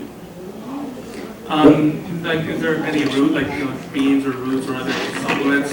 It won't work as well. You can try those other things over the counter, but I drink caffeine in the morning, so it's not you can't. Dr. Pal, you have anything about the kids, So just a clarification, I'm not a pediatrician only, I'm a pediatric pulmonologist and a sleep specialist. So if you have any particular questions on sleep or pulmonology, I can help you with that. Yes, 2 questions. I'm sorry for that, definitely, I'm sorry for that. It's very important question. Just to be on the safe I have side, an answer to your question. If you are having a iftar at the center, please eat more and Seher at home eat less. I don't know if I have a clear answer for you as well, but the slide that I mentioned about the medications, typically people tend to eat more during iftar, and so the medication doses are going to be higher. But ideally, if you can, I think this is a good time to kind of reevaluate what we are eating and finding foods that will digest a little bit slower, not put so much stress on our pancreas in specific to produce that insulin. So protein. It's also very difficult for us that the chart we see the portion of meat, we don't have those kind of meals here. Or even at our home also. So it's very hard to figure out that how much you should have bread, how much you should have salad or something else. So this works, this portion works for other people, not for us. Why do you say that? Why do you Brother, say come to the masjid, Imam sent to Tracy. I want to add something, Sister Doctor. If you are looking for the dopamine, for the caffeine, I have a good... I'm sorry with all presence of our doctors, my colleague, thank you very much. I'm taking your time again. My brother scholar is here, sorry about that. But I didn't replace here with the member, don't worry about that. For the first question, if you're looking for the replacement of the caffeine, the best thing, I'm working more than 10 years with the traditional medicine, which is طب المعصومين عليهم الصلاة والسلام.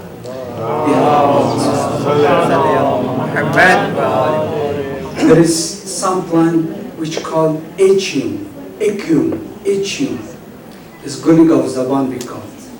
You can use that one if you're looking for that. For the replacement, you can use also very thin tea, Afghan tea also. Okay? And also if you're looking for the good dopamine also, you can use the chia seed plus the sesame bread, which is the khakshir.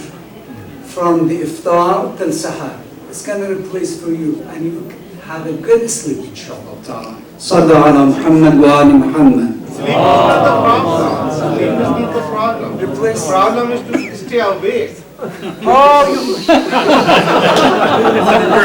If he makes that, Make thicker, yeah. I'm going to change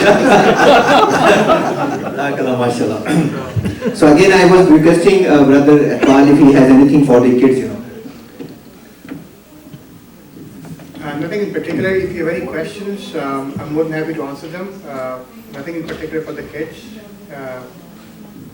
What can we do about the kids that they don't run around here? Practice limit training at home. Give a good training at home. But please encourage them to come here. Don't discourage them from coming here. This is what, unless they come here and they're used to being here on a regular basis and they feel welcome, they will not come here when they grow up. So the kids that we have here are our future for tomorrow. So be very open to them, be very welcoming to them, be very warm to them. Kids running around doesn't hurt anybody, but they have to feel at home and they have to feel welcome because they are our future. So do not in any way limit their running around and everything, okay? Because this is how they network, and this is how they grow and be part of this ummah in the future. You mentioned kids, so especially for girls, when like they want to fast. I don't know if you mentioned this before or not. If you mentioned it, so you don't need to answer. But like a lot of girls, especially when they're 9 and they want to start fasting, like parents really have the concern whether this is harmful for them, is it not harmful for them, because like the hukm al-fiqhi is if there is a possibility that it is harmful for them, they shouldn't fast. But what would be a good sign to understand that whether this is really harmful for their body or not? What would be a sign for that? Because I have a 9 years old and she's doing pretty great. Like I feel Ramadan is like getting me more than her. she's mashallah was doing even before Ramadan and she's going forward, and I'm asking her mom and she says apparently she's okay. And So it's a difficult decision for parents to kind of understand. Is there any way that you can understand? Is it affecting them? Is it harmful for them, for their body? What would be a visible sign for parents? So I'm a very proud dad. I have a daughter who's been fasting for the past couple of years, and she's just turning 10. So I'm very proud of her. So again, this is nothing that you should impose on her. Let her do whatever she wants to do and how comfortable she is. And let her decide. If she wants to embrace it, she wants to be able to fast, let her do it. It doesn't have to be for the whole month. Initially, it could be for a few days and see how she... No, it's the other way around.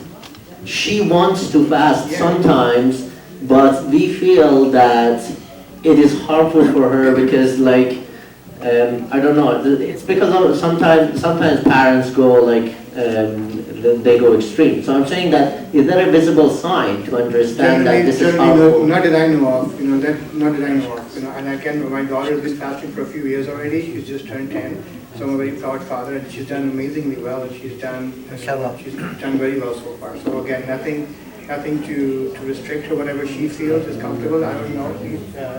Is there anything that you could add to this conversation? I'm more than happy to defer.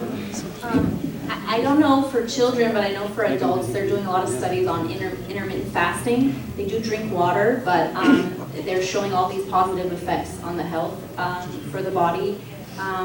If you are a normal person, the hormones should be able to counteract, so you're not going to be eating as much, so the insulin should be less, and all the other hormones it's like a fine balance. So I can't really say much about children, but in adults, a lot of studies are coming out that it's a good thing for our bodies. And the children are much more resilient than the adults are, so nothing to hold them back. And sooner the better the sawab goes to parents. But that was a very good question, by the way. I have one question. So this goes back to basically the diabetes. One problem in our culture is we eat a lot of sugar, and all these things. So if I am not taking the sugar, I need to have alternative sources of energy. Can you share some light on that? What can I take in the place of sugar? Healthy fats have a lot more energy than sugar. So eating things like avocados, protein will give you the energy that you need. Not all of a sudden in a burst like the sugars do, but over time, and it holds you throughout the day. So if you look at kilocalories, fats have more energy than sugars, but healthy fats. So you're saying there are some fats there which are good fats, and so any other type of fats that we can take besides avocados? If you look on unsaturated fats, and there should be a lot of lists of healthy foods that have these like nuts have a lot of protein and healthy fats. So like peanut butter or not the ones that are really processed, but the organic ones, the ones that are less processed. You can take olive oil in place of the sugar. I don't know if I would drink olive oil straight, but it's good to have more healthy, protein. What about coconut fat? I mean, that's a fat nowadays, Yes, right? yeah. Can you talk about that? My dietitian buddies here. I mean, taking that instead of regular sugar. I know when I was younger, I was taught that coconut fat oil was the worst oil. And it's the worst oil when it comes to raising, your triglyceride levels. Medical opinion or grandmother? No, that was a medical opinion back when I was younger. So nowadays they talk about coconut fat and the effects it has on getting cancer, and you go to Costco and you can buy gallon tubs of. So I would be a little bit careful, because if you remember a couple of years ago, everybody thought vitamin D was the cure-all, be-all for cancer and all kinds of things, and then people were taking so much vitamin D. So I would be careful of these fad diets, or we tend to fixate on certain foods. Like now there's the superfoods, so like kale and some of these other, which are really good, the green vegetables. And if you're going to eat something, I usually say in moderation. So if you really like those sugars, just in moderation. Don't eat as much as you used to. I think cauliflower is in fashion nowadays. Yes, there's so many foods that are, like you said. Back to your question, your body can convert anything into energy. It can, if you don't eat carbs, you can eat protein by itself. It will take the protein, convert it to carbohydrate in your body, and use it as energy. So you don't have to be concerned about buying, an avocado tree or whatever else. You can eat whatever you want. You don't have to worry about the energy. Your body will convert everything and then give you the energy that you require.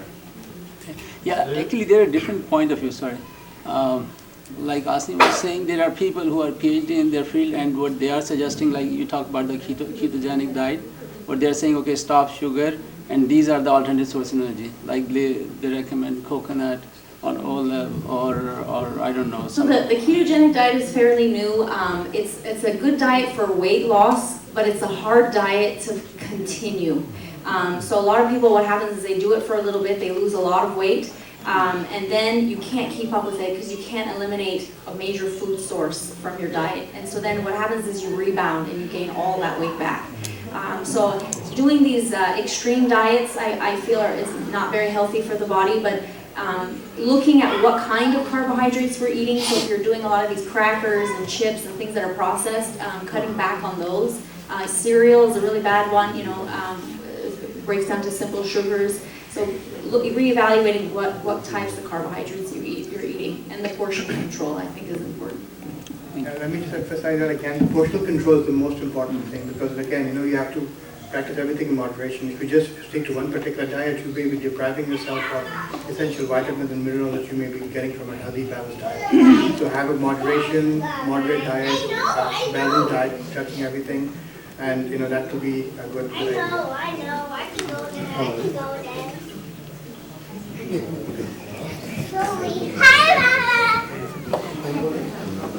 I think if there's no any questions, I really appreciate the time. We definitely passed the time, whatever was there. But it was very beneficial.